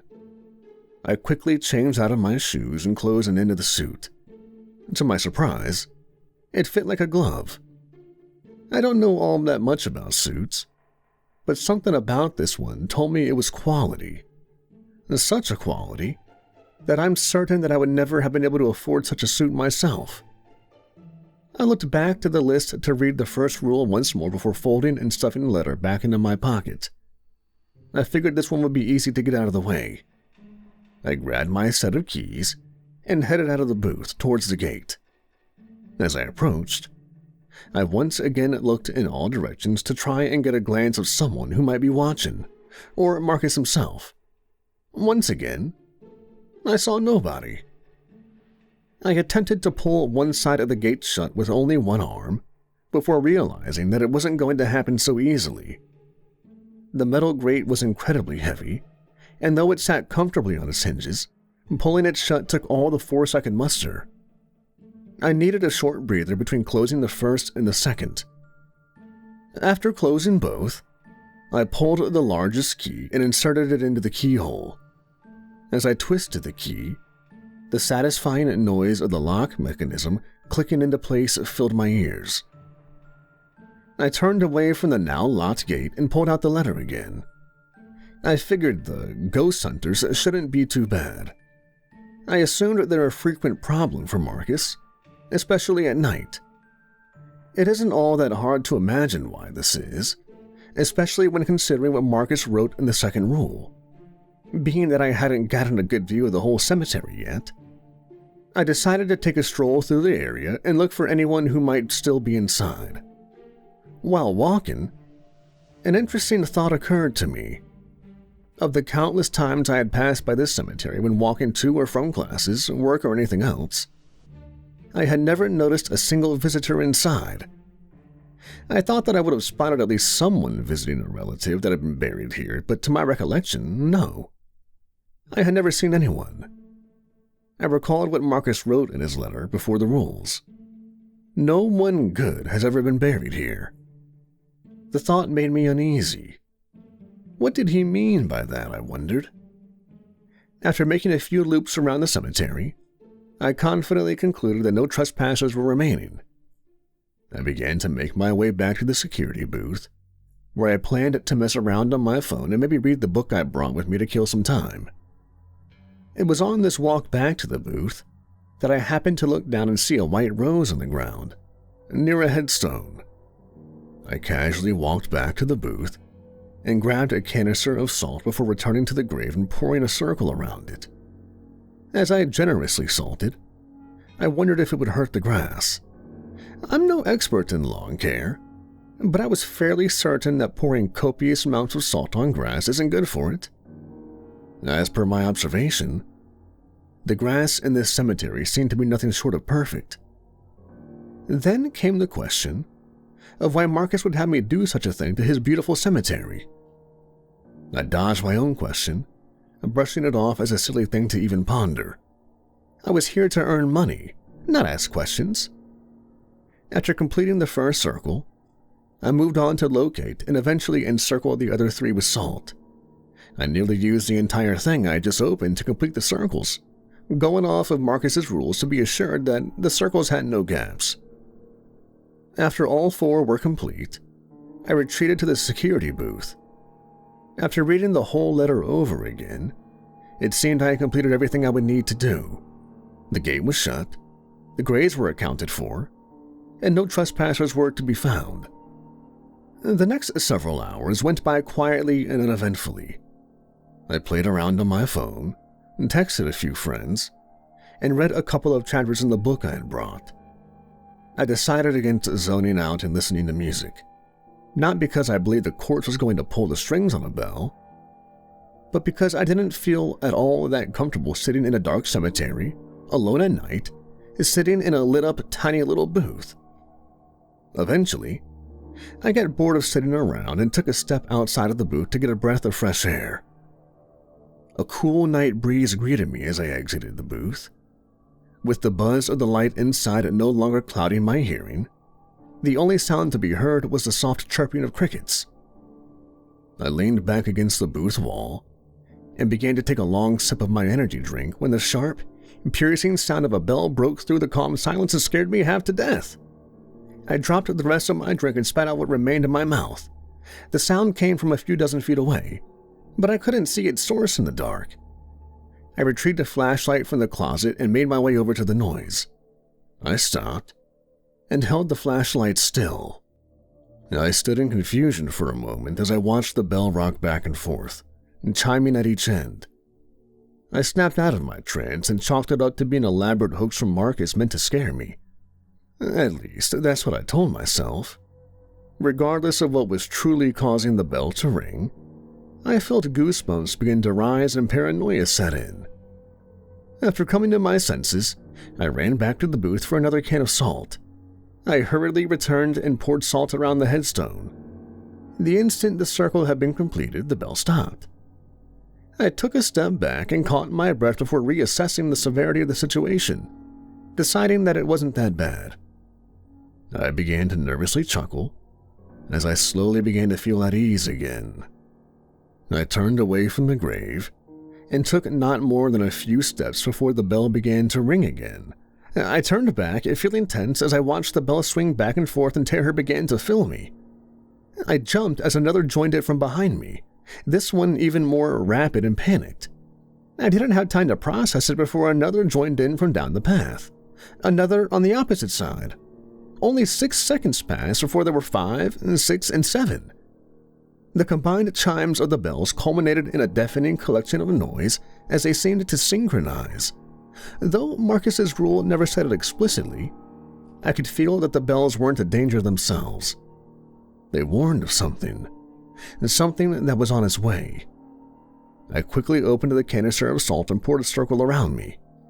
I started to pour enough to give myself a good 8 or 9 feet of space, but before I could finish it, I ran out. I rushed to spread the salt I had poured to complete the circle, brushing the ground like my life depended on it. After about 30 seconds, but what felt like an eternity, I finally completed my circle. I leaned back, falling onto my rear as I caught my breath and calmed down for a moment. I took deep breaths, trying to calm myself down when every single one of the bells stopped at once. The cemetery went silent. Not even the chirps of the crickets remained. I felt compelled to hold my breath to avoid making noise. My eyes darted all around me, and I kept my head on a swivel, fishing for a sign of something. This silence alone sent me into a panic, and I began to hyperventilate where I sat. I knew something had to be watching me. I felt like I was being watched all around, yet I couldn't see or hear a thing. Eventually, my eyes made their way to the corner pillar of the fence in front of me. My heart skipped a beat, and a shiver rolled down my spine as I noticed the gargoyle statue that had been at the top was no longer there. I stood back up and shifted my gaze from one corner to the next. All 4 were gone. I didn't have time to process it before the sound of harsh scraping captured my attention. I shined my flashlight to the other end of the path. Behind the tree, I could spot grass being disturbed and dirt surfacing on the side. My first instinct was that some sort of gopher had made its way into the cemetery. That idea was shattered when a large mass emerged quickly from the ground behind the tree. The dirt that crumbled and fell from around it was the only thing I could see from my position, and I dared not leave the circle. Everything was silent for a minute or two, before sharp clicking emitted from behind the tree, and a figure emerged. A corpse that was rotted to the bone was limping its way in my direction with robotic-like movements. When I say limping, you might imagine it moved like a slow old man. No, this thing made it through the entire path of the cemetery at a sprinting pace. As it approached, my flashlight fully illuminated the monstrosity. Blackened pieces of flesh, reminiscent of putrid meat that looked as though it had been shredded to pieces, were crudely attached to the ashen-colored bones. Translucent, pale, string-like tendons hung loosely from the corpse and thrashed around as it closed in on me. From its ribcage, shriveled organs dangled and moved in the open. Its skull, with the same ashen color as the rest of the skeleton, was missing a jagged piece from the top of its right side, and from its left, a horn protruded. A horn that somehow looked like it belonged. Its jaw and teeth looked to still be perfectly intact, and perfectly white, but from them, a black liquid oozed and dripped to the ground as it walked. As it approached, I looked around me for something to do, somewhere to go. My feet shuffled back and forth, aching to run, but I restrained myself from leaving the circle. I kept its pace until it stopped dead in front of the salt circle, mere feet away from me. I had to catch my balance as I nearly fell back and out of the salt circle, dropping the flashlight from my shaking hands in the process. Again, everything fell silent as the jagged bones from the feet of whatever this was stood on the very edge of the circle. I didn't believe my little circle was going to keep it out. I lost all hope entirely, and despair overtook me. I cowered and ducked to my feet, holding my arms above my head as I looked at the ground, preparing to be struck down at any moment, accepting my fate. Only seconds passed before the feeling of a strong wind swooped down from above me. A crashing sound from a few dozen feet away from me followed. I reluctantly raised my head. My gaze met the stone wings attached to the back of one of the now standing gargoyle statues. The flashlight on the ground illuminated what was beyond, enough for me to see the other 3 gargoyles standing in identical positions around the corpse, which was now just flat on the ground, seemingly having been thrown into the tree behind it, from where it crumpled. Remembering Marcus's letter once more, I pulled it out with trembling hands and read the 6th rule. And turn away and close my eyes. That's all I had to do. And so I did. I heard bones crack and snap, and stone pound into the ground with a shock I could barely feel beneath my feet. I heard flesh being torn away like the membrane for a rack of ribs. I heard liquid spurt and splatter onto the grass like water from a sprinkler. I only looked back when the sound ceased. One gargoyle remained, its arms holding out what were now disorderly remains, the deformed, detached skull neatly placed on top. I looked to the corners of the cemetery to see if the other 3 gargoyles had made their way back to their original places. I turned away from the remaining gargoyle. I picked up my flashlight, and after a moment of hesitation, I finally took a step outside of my salt circle. I was still very much shaken by the quick sequence of events, but I concluded that the gargoyles weren't here to hurt me, or at least that I would be fine if I stayed out of their way. I let out a deep breath and felt the tension leave my body while I walked back towards the booth. I made it halfway there when the hair on the back of my neck stood up. I felt myself tense up again. Somehow I knew something was wrong. Somehow I knew someone was standing behind me. My intuition was immediately confirmed by a sinister laughter that crudely broke the silence. A mischievous voice whispered between giggles. You shouldn't have left your little circle.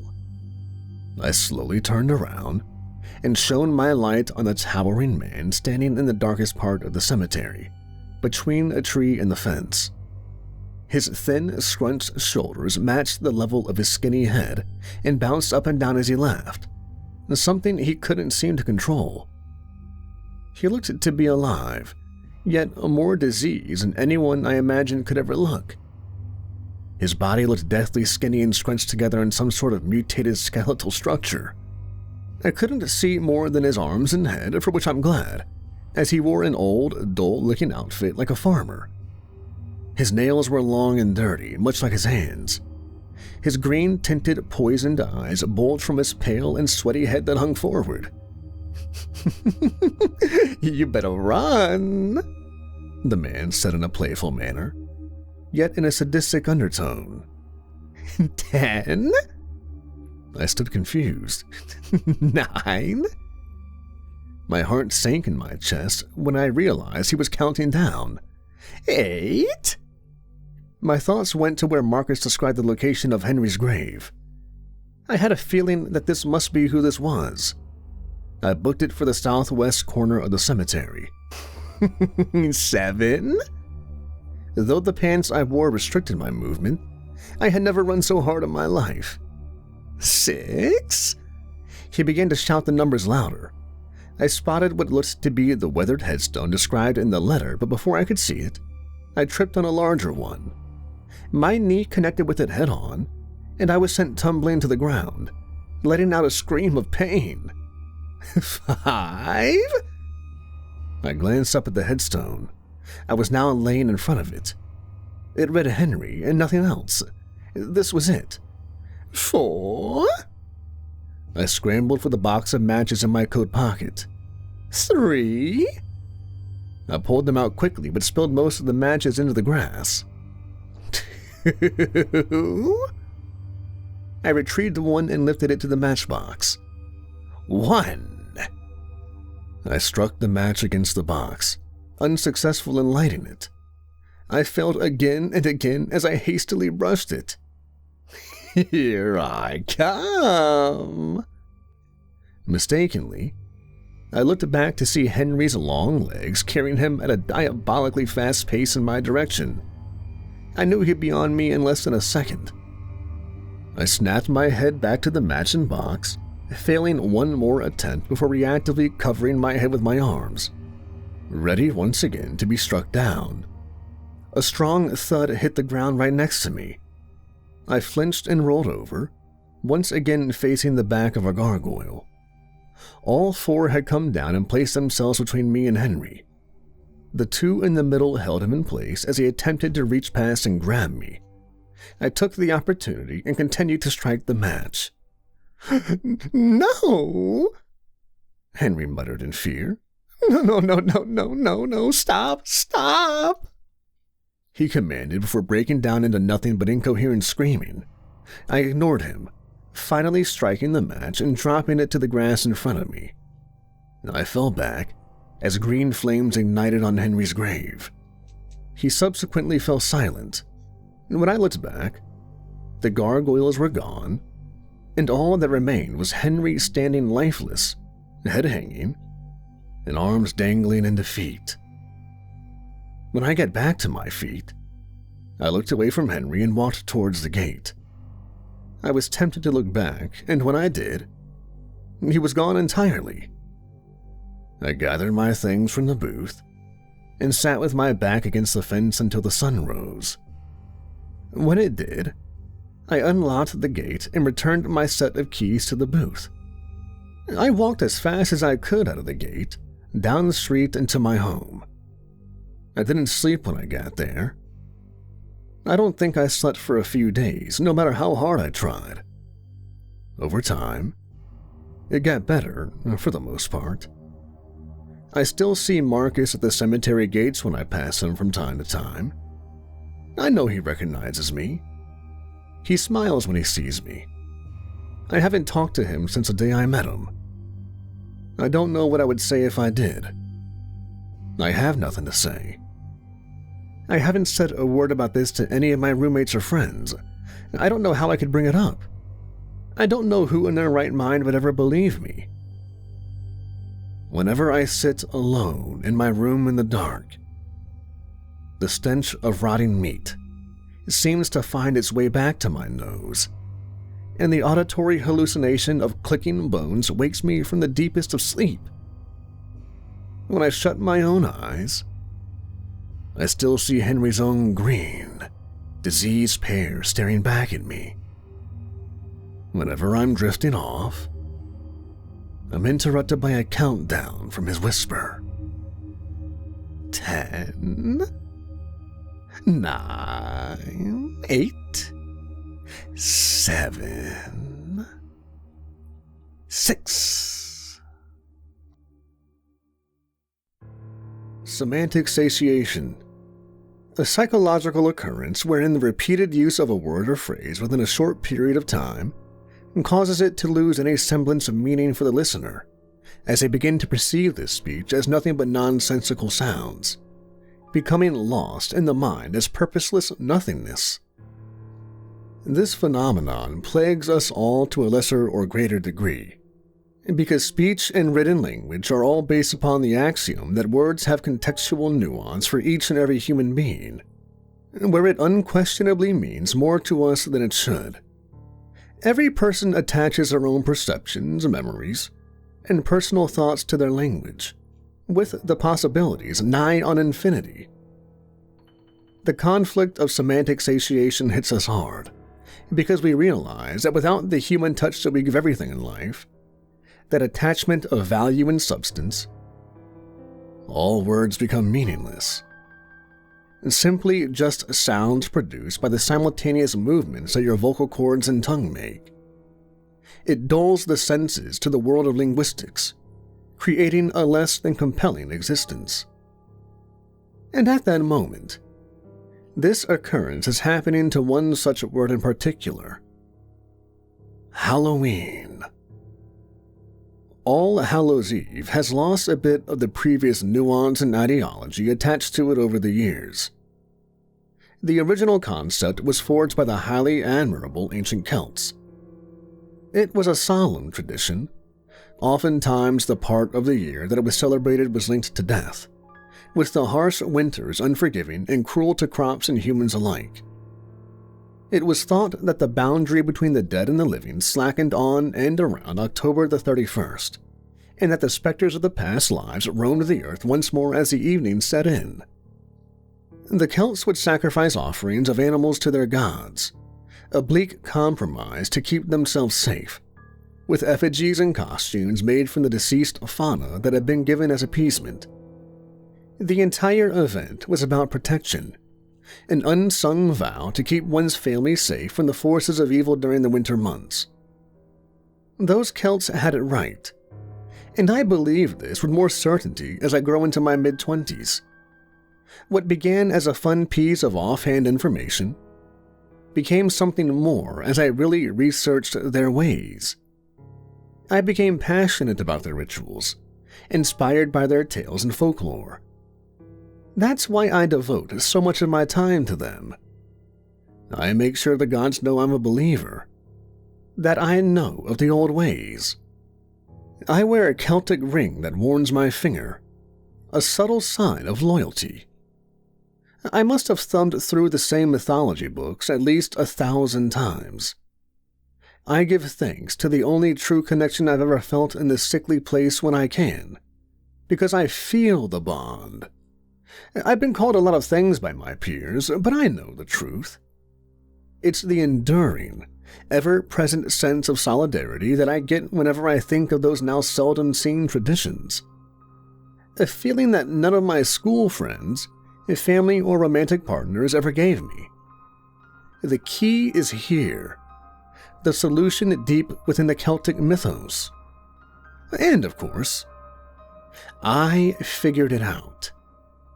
The unfortunate reality is that, through the adoption of modernity, semantic satiation has taken over. Because as I walked through the township environment that I live in, I find my skin crawling, my very soul wrenching and writhing as I walk past a 15th novelty Halloween store. The plastic pumpkins, the cheap costumes, the utterly offensive occult mass-produced garbage that litters every single one of them repulses me. Of course, there are still believers, but they are still so very tame and so small in population that they barely make a difference. The scourge of Christ's doctrine has seen to that, and so, a complete overhaul is needed. A harrying. A purge. My black lace-up boots trudge with anguish on the sidewalk, staring daggers at a motion-activated skeleton with some pre-recorded scream playing as I walk by. I despise what Halloween has become. A mockery, a shadow of its former self. I refuse to engage. Every year I put up the no trick-or-treating sign in the hopes that my vitriol won't spill over due to a few brats dressed like a bastardized rendition of Frankenstein. I envision them coming to the door, disgusting faces grinning with glee as they thrust out their little bags, waiting for candy, and a bludgeon hitting them over and over until they can no longer stand. It's revolting. The parody it has become is insulting to the gods, to people like me. I am above that, above the filth that people call a celebration. Well, no more, no longer. No more insolent vulgarities that tarnish the deity's visions. I'm going to bring Samhain back to its former glory.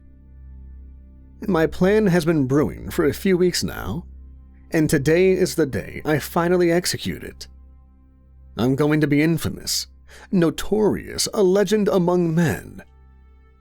The idea makes me feel exceptionally good, and people finally recognizing who I am. Ever since I was young, I knew I could do great things. I had the potential for something more than my peers. The idea of a career just never appealed, the calling for something else gripping me tighter. And I know what that is. All Hallows' Eve will mark my deserved place in this world. The man who restores what was lost, purging the disease of modern slobbery. I will become more than a man, in fact. The advantage is that, ironically, the deviation from the old ways of spending the last day of October means that the gods are largely unhindered. All they need now is a vessel. I need one more thing before I can fully begin, which, regrettably, is why I'm strolling around these insufferable places. One of these places catches my eye, Not for its intrigue, and quite the opposite. It's the most generic of them all.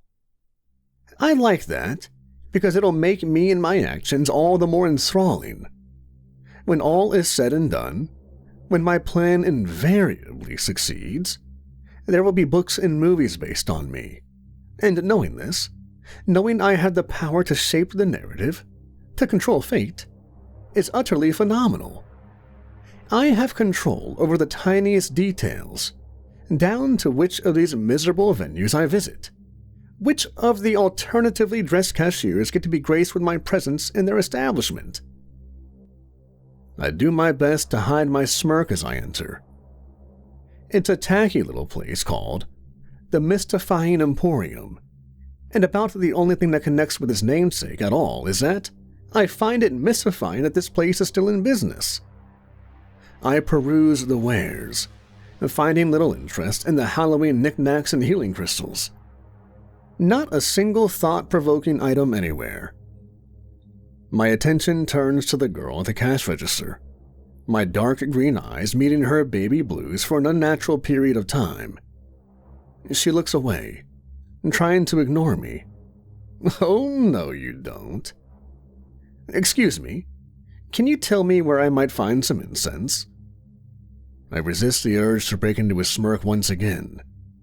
I can feel the energy of the room changing dramatically, the squirming, twisting, wonderful awkwardness she's now dealing with. Now she has to talk to me. Yeah, they're like over in the back. I'll go get them for you. The nervous lilt is unmistakable.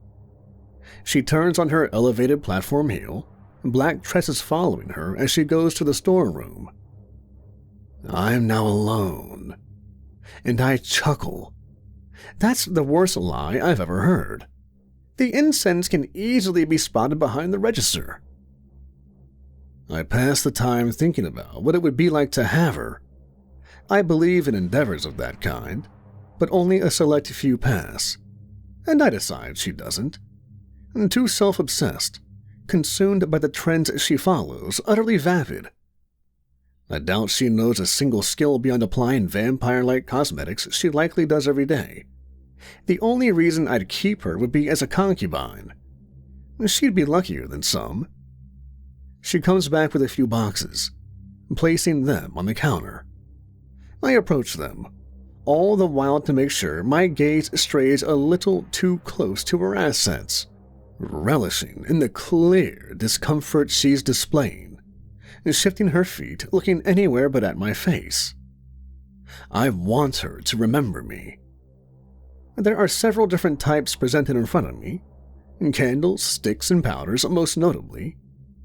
I choose the frankincense, benzoin, and lavender mix of the stick variety, earthly scents to invoke exactly what I need. I finish paying, my wallet now several dollars lighter, my boots stamped toward the door, and just before I leave, I flash her a devious smile. Happy Halloween! My fruitful trip out is finished, and I'm sat at home once again. My apartment is utterly small, utterly oppressive and dingy, but it beats being on the street with the homeless. That would truly be a pathetic existence. But of course, the gods would never allow that to happen. My location has many blights, not just homelessness. Poverty, drunkenness, drug dealers, and gangsters are but the surface of the refuge that infects the whole town, and those in control do nothing. Wretched souls are allowed to fester, legacies scarring their surroundings long after death. There is no longer any solidarity, no cohesion in repelling the forces of evil that rot at the very core of our society. But that's going to be a thing of the past. I have everything I need on the coffee table. The aforementioned incense, a red fuel container housing gasoline, a set of zip ties, a lighter, a loaded pistol, and finally, my journal. The journal is one of the most important pieces in this grand plan. It contains the knowledge I've painstakingly compiled, the analysis needed to restore the world afterwards. It is a thesis to unlock the mind, and it will provide the gateway for the greater good. All I must do now is wait. I check my watch. It's half an hour till 8. Time to move. It's dark, and the trick-or-treaters in my neighborhood mostly know to keep away from my door by now, so I won't be disturbed. At least for the time being. I place everything in the trunk save for the pistol secured and ready. The drive to my first destination is thankfully uneventful. As I pull up to the church, I'm parking behind the building at the edge of the small patch of woods. The rural areas of town are the perfect cover for what I must do. I pull the seats forward in anticipation of what is to come, my 5-seater acting as a makeshift bed. I'm getting more giddy by the second, my purpose unfolding here tonight right in front of my eyes. The old ways live through me, and I am more than happy to appease the past. The gun is concealed in my brown jacket's inside pocket as I walk inside the holy place, eyes predatory, scanning for what I need. There he is, Pastor Nichols. He's currently looking over the pews, likely inspecting for anything awry after the service today. I approach him and he hears me coming. "Hey, what can I do for you?" he asks in a friendly tone. For a few seconds, I inspect the man before me. I've seen him so many times before, preaching his impotent words in that fatherly voice, graying hair betraying the frailty he turns to his God to hide from. As he opens his mouth to speak again, his warm and welcoming demeanor becomes wide-eyed panic as I silently raise the gun to aim at his head, beckoning for him to come closer. Getting the man in the back of the car is not an easy task, and I have to hit him a few times with the butt of the pistol before he succumbs to unconsciousness. His attempts to struggle and escape were very superficial, my youth giving me a sizable advantage over him. His body lies still, though still breathing, sprawled across the back seats. I'm relieved that no one has seen me. My decision to park around the back when I'm shielded by the overhanging trees and their shrouding shade make a big difference. The zip ties are opened on the floor of my car, having been used to fasten his hands. My destination awaits, and I make haste to reach it. The stretch of fields that populate the outermost stretch of town are where my purpose will come to consummation. I've been here before, and found it suitable for my needs. We come to a barren patch. Only brown, organic dirt stands here. The man in the back of my car begins to stir. My mind is flying to dizzying heights as I take him, struggling and pleading, out of the trunk, ignoring his frantic cries. I really should have used some tape. "Please, whatever you're doing, stop it. You need help. I can help you," he says through tears, likely from the pain of his binds. I set him on the ground firmly and clear my throat. "You have condemned the practice of All Hallows' Eve. The very nature of your work has shunned the tradition. You are agents of deception, turning sinless into sinful, good into evil to further your aims." I watch him flinch at my words, my gaze boring into him as I continue. "Your atonement will mark the restoration. The false propaganda will finally cease, and the veil will be torn." The holy man stutters out a response, utterly perplexed it seems. "What are you talking about, atonement? I've never sinned, I swear it." I smiled, moving a lock of brown hair away from my eyes. "Your Lord ordered this modern depravity. He is no advantage to you, nor to me." He senses it's no use, scrabbling back to his feet, a wild attempt to make off and escape, barely keeping his balance. I check my watch and sigh. 10:15. My boots follow him leisurely, the stumbling man making very little progress, his bound hands making him lose his balance constantly. I enjoy the chase, as short-lived as it is. The futile struggle of a pathetic man followed by me, An apex, more than he could ever hope to achieve. He's not even worth taunting. His frail body trips and falls again and again, the fragility so embarrassingly obvious that I needn't bother. He stops, breathless, falling to his knees. A vicious strike causes him to kneel over onto his side.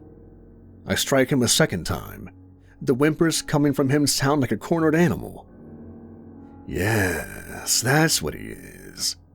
A lowly beast, less than human. I haul him back the way we came, dragging him by the hair violently, his cries of pain irritating me. He'd decided to make things more difficult for himself by turning and running. Not me. He looks like a mange-ridden dog, spattered with mud and covered in bruises. I can't risk him escaping again. I'm already behind schedule. He's too fatigued to try anything regardless, and so I don't bother hitting him again. Instead, I take out my things from the trunk and begin. The man finds newfound energy as I dump the contents of the container over his putrid body, as it dawns on him what I'm doing. He scrambles up again, panicked, hands aloft, burning terror in his eyes as he starts to plead. "Oh, no, please, my family," are the last words he's able to utter before I ignite the flammable liquid on and around him. I take a step back, the blinding light of the flame illuminating the whole area. The brilliant orange dance takes him immediately, his agony vocalized in shrill bursts, developing into prolonged wails as he flails around. A deadly dance with no choreography, the only music to accompany it being his screams. I can't imagine the pain he's feeling, and even if I could, the display in front of me is too gorgeous to think about such trivial things. The beauty is immeasurable, and I feel my mind warmed by the heat. I feel so good, so complete and content. I close my eyes, savoring the moment, blocking out his final cries with a blissful sense of tranquility on my face as the runt of a man before me collapses to the floor in the throes of death, flesh still burning, peeling away his sin as he expires. I begin to light the sticks of incense, placing them around the still feeding flames. I watch as the incense mixes with the plume of smoke as burning flesh, lavender, and benzoin coalesce, homogenizing into one united gaseous form, the resultant smell intoxicating to my nostrils. A heavenly concoction, one of a kind in every way, assaulting my every sense receptor in a pervasive onslaught.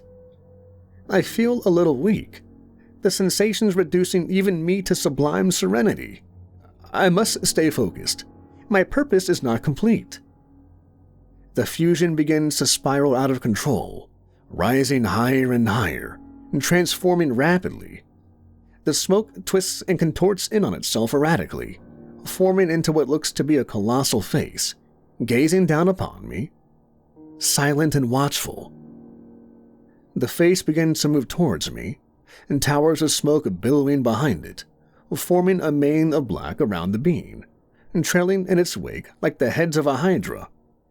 This is the beginning, a new dawn, and the Creator has made itself visible to me. My elation is incomprehensible, the ethereal being exerting pressure all around, causing immense tremors in the ground, almost throwing me off balance as it lets out what sounds like a low, inhuman yell of anguish.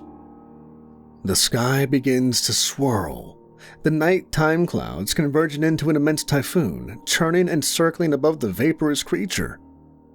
The smoke face grows in size, becoming even more imposing than before, staring me down with those empty, smoke-formed sockets, leaving me frozen to the spot. The experience is glorious, but I'm taken aback by this power, the sheer rage emanating from this gargantuan entity. It picks up speed, and the sensations begin to rise in intensity. I can barely comprehend, barely fathom the tremendous vigor that this mighty life form is displaying in front of my mortal eyes. I can barely stay conscious, eyes watering, body shaking. The smoke forms a huge mouth, a gaping maw ready to swallow me whole, hurtling towards me at breakneck speed. My mind swims into a pool of silence, nothing but a soft red light to illuminate it. I see the light all around me, diffusing into my mind, assimilating, merging, the brightness intensifying as bolts of crimson encircle me. I feel every fiber of my body churning from the inside out. A soft sensation begins to envelop me, calming the thoughts in my head, siphoning out panic, replacing it with calm, collected control. My very quiddities are metamorphosizing into an entirely new amalgamation. The light fades, and it's over, the brightness dimming, then submitting to blackness once again. I begin to drift towards consciousness, vaguely aware that something is different. I wake at home, my journal clutched in my hand. I don't remember how I got there, but I know what I must do now. A newfound instinctual compulsion guiding me. The innate knowledge is there, as if learned from birth. There is a new power coursing within me, something sinister. I get up, my disheveled clothes and complexion not a bother. My boots once again trudge outside, and I make my way to the police station. Smiling with satisfaction, my eyes gleaming, I walk to the front desk and recount everything. And so, where I am now is in the interview room while the police are assessing the crime scene, awaiting an audience. After what seems like hours, an officer finally walks in. He sits down with a sigh, and I study his weathered face, filled with experience and age. The faint sound of drums echoes in my mind, and I realize I can sense my own heartbeat. The heightened awareness of myself is new, even for me. The officer rubs his bushy mustache and gets up to turn the video camera on. Good. Soon, they'll all be watching.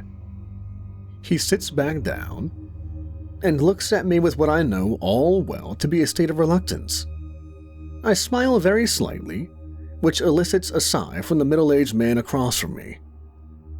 State your name for the record on video, please. I go to answer, but I find myself lost. Despite all of my awareness, I cannot remember my name. Then, cogs begin to turn in my head, slowly but surely morphing and clicking into place as something finishes processing in my mind, changing it forever. The previous pit of the man before a part of my cognition no longer. A flood of memories lost to the centuries cascade into my mind, rejuvenated by a physical form. Flashes of ancient woes, of the underworld I ruled and resided in with my dear wife for so long, slumbering until the time came to wield my divine hand of power, and to be recognized as a formidable force of shrewd judgment once again. I smile as I look directly at the man across from me, eyes focused with intent, a glint of red passing over them briefly as I begin to ponder over the world, of the people, the things that will transpire, and the deprivation that awaits. My new identity flourishes in full, coming to the forefront of my mind. A name to fear, to worship. A name encompassing death itself. Of course. My name is Iran.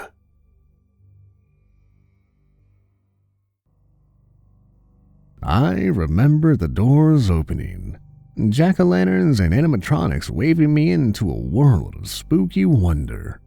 It was only October 4th, and I was already so excited for trick-or-treating that I could barely breathe. I looked at the sign above, the generic Halloween store logo, haphazardly plastered over the once bright and wonderful sign to Heidi's Palace, a back-in-the-day hybrid clone of both Chuck E. Cheese's and Toys R Us. one that apparently didn't exist anymore. I could recall the commercial for the grand opening, a comically tall mascot in a suit with an eyeball for a head, cutting a big ribbon with a large set of golden scissors. I remembered the cartoons airing on TV, but was too young to know that it had gone bankrupt and closed, leaving a shell in a corner of the otherwise busy mall. The thought of it being painted so easily made me feel strange, but the dancing ghosts and zombies inside were quickly changing my tune. "Come on, buddy, let's go see some scary stuff." My dad patted me on the back, and together we went in. As soon as I was through the doors, a blur of movement flashed before me, and a clown screamed with outstretched arms. I nearly jumped out of my skin, and my dad laughed. I recoiled at his menacing face, one that quickly melted away, and said, "If you need help finding anything, let me know," before chuckling and dancing away. I felt tears welling, but my dad said it was just a joke and assured me he was just trying to spread some Halloween spirit. In seconds, I had forgotten about the old Heidi cartoon, my world consumed by bags of candy corn and hanging costumes. The Halloween store was a magical place with loads of decorations and disgusting props, even a lady dressed as a witch behind the counter. My dad corralled me around the skeletons and prop heads, letting me get close but not letting me touch anything. "These things are expensive. If we break it, we gotta buy it." It was something he always said, a voice that echoed in my head every time I reached for the light-up pumpkins or giant spiders. It didn't matter if I couldn't touch them. Just being in the big, spooky world made my heart race so fast I thought I might pee myself. Hundreds of costume choices, anywhere from a zombie pirate to a giant hot dog. The bigger kids were crowded around the wall of masks, so my dad decided to avoid it and distracted me with costumes from popular scary movies. I kept expecting the clown to pop out again, but I never saw him. We made several laps around the store, and each time I saw something I had missed previously. With each round, my dad got more and more tired, and I could hear the patience thinning in his voice. I still hadn't found a costume. I could tell that we were about to go, and I was doing everything I could to just keep us in this scary wonderland. Just as he was steering me towards the register, I thought of something that made my world come crashing down. We had never looked at the masks. I looked back at the wall of faces and saw the bigger kids had cleared out. I thought of the clown lingering and decided to chance it for an opportunity to see him. My dad was talking sweetly to the witch cashier, and she was leaning towards him, twirling a long lock on her finger. I tugged on his hand to get his attention, one he pacified by squeezing my hand in warning. "Well, I never thought I could really pull off a lumberjack, but... Dad, can I please go look at the masks? Please?" I blurted, making both of them look at me. I could see my dad's flash of anger, one that seemed to fizzle away when the witch put her hand on his. He sighed and reluctantly agreed. "Only for a minute, and don't touch anything." But I was already gone, ready to have the whole wall of masks to myself. I dashed through rows of costumes, blinking lights, and weaved through other customers as I made my way to the wall. I could see them clearer now, all of my Halloween spirit writhing in a torrent of anxious excitement. I burst out of an aisle and into the open wall, feeling dwarfed under the size of the collection. I looked for the clown and saw no sight of him. Without my dad trailing behind me, I suddenly felt very alone, the wall of masks staring down at me. I looked over each one, some I recognized, others I didn't. A man with nails protruding from his face, the wild-eyed face of a man wearing someone else's face, a black unicorn with burning stars for eyes. I looked at each one, marveling at both the detail in the masks and the feeling of dread it inspired in me. Despite my growing fear, I kept looking, each one more unsettling than the last. An unsettling white face with brown hair, a man with horribly burned skin.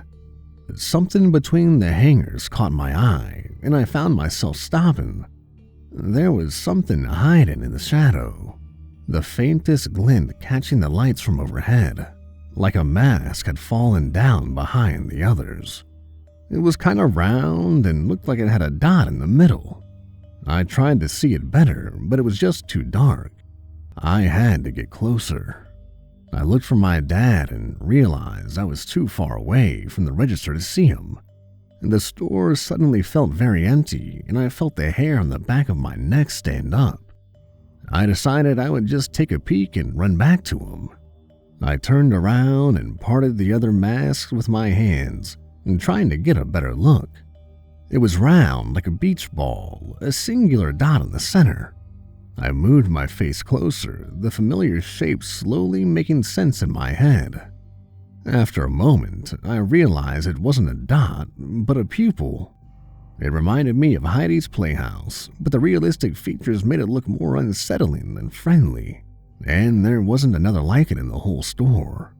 It was perfect, and I wanted it to be my costume. I reached for it, but it was too far away. I tried to worm my way between the hangers, and keeping the mask in my view as I inched between them. When I reached again, one of the hangers caught my shirt, preventing me from going further. When I tried to shake it off, I felt something grab my hand. I looked to see long black fingers wrap around my hand, an icy grip that came from the shadows of the rack. I felt the sickening feeling in the pit of my stomach and tried to pull away, but it wouldn't let go. The pupil on the Heidi mask dilated and blinked. Before I could scream, the hand yanked me into the wall and I blacked out. When I awoke, I felt the cold press of the floor on my face. I jumped to my feet and looked around, feeling a kindling panic when I didn't recognize where I was. I was in an aisle, black and white checkered tile reaching for as long as I could see. There were shelves on either side of me, neatly organized toys stacked high until they almost touched the fluorescence above. "Dad?" I called out, my voice meeting nothing but dead silence. The aisle seemed to stretch forever, hundreds of toys lining the path both ways. I found myself shivering, wanting desperately to go home. Next to me was a cardboard cutout, bold letters announcing the grand opening. Heidi's Palace.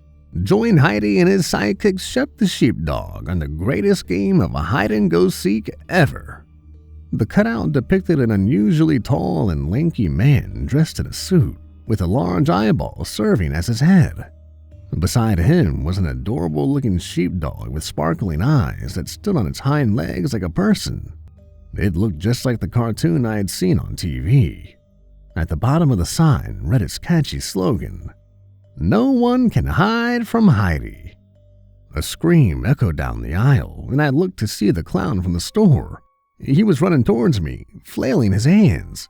I'm not sure what frightened me more, the sight of him, or the fact that he looked terrified.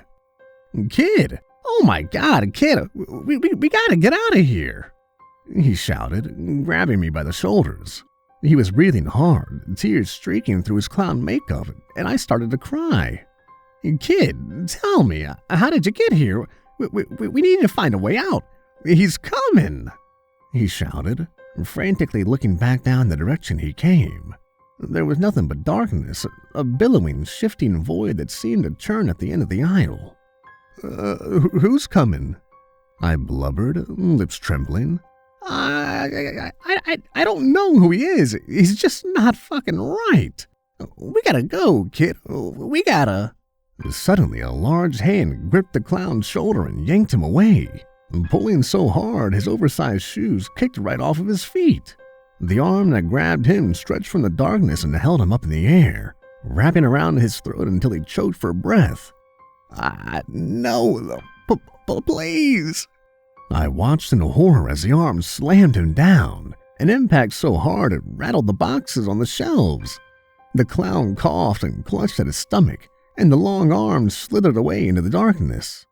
"Run, kid, run!" he coughed, but he wasn't looking at me. From the darkness poked a large pair of golden shears, reflecting in the fluorescent light. The blades opened like a guillotine, worked by 2 long hands that gripped the loop fiercely. Out stepped an incredibly thin body, standing tall with a massive bloodshot spherical eyeball. I froze with fear as the scarily shaped Heidi crouched to keep his head from hitting the ceiling. He cast a shadow over the clown as he approached, who was holding his hand out in surrender. "You thought you could hide from me?" It spoke with no mouth, the massive eye narrowing in front of him. No." The blades closed, shearing the clown's arm and head from his body. The separated pieces flailed and sprayed, but Heidi was already opening the shears again to give it another go. He closed them again and again, flinging a spatter of minced guts and bloody spray as he kept snapping the giant scissors. As red speckles peppered his giant eye, Heidi looked at me and stopped, snapping the shears at the air.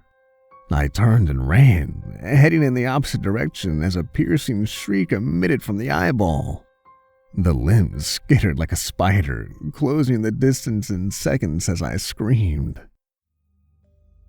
I woke in my father's arms, crying hysterically. We were sitting on the floor, and he was rocking me back and forth as a crowd gathered around us. I was back in the Halloween store. The checkered tile beneath me was once again old, scuffed carpet. Heidi was nowhere to be found. My dad asked me what happened, saying he found me on the floor crying by the masks. I told him everything, Heidi with the scissors and the clown in the long, store-like hallway. The girl witch cashier suggested maybe I had gotten lost in the back and found some of the old store cutouts.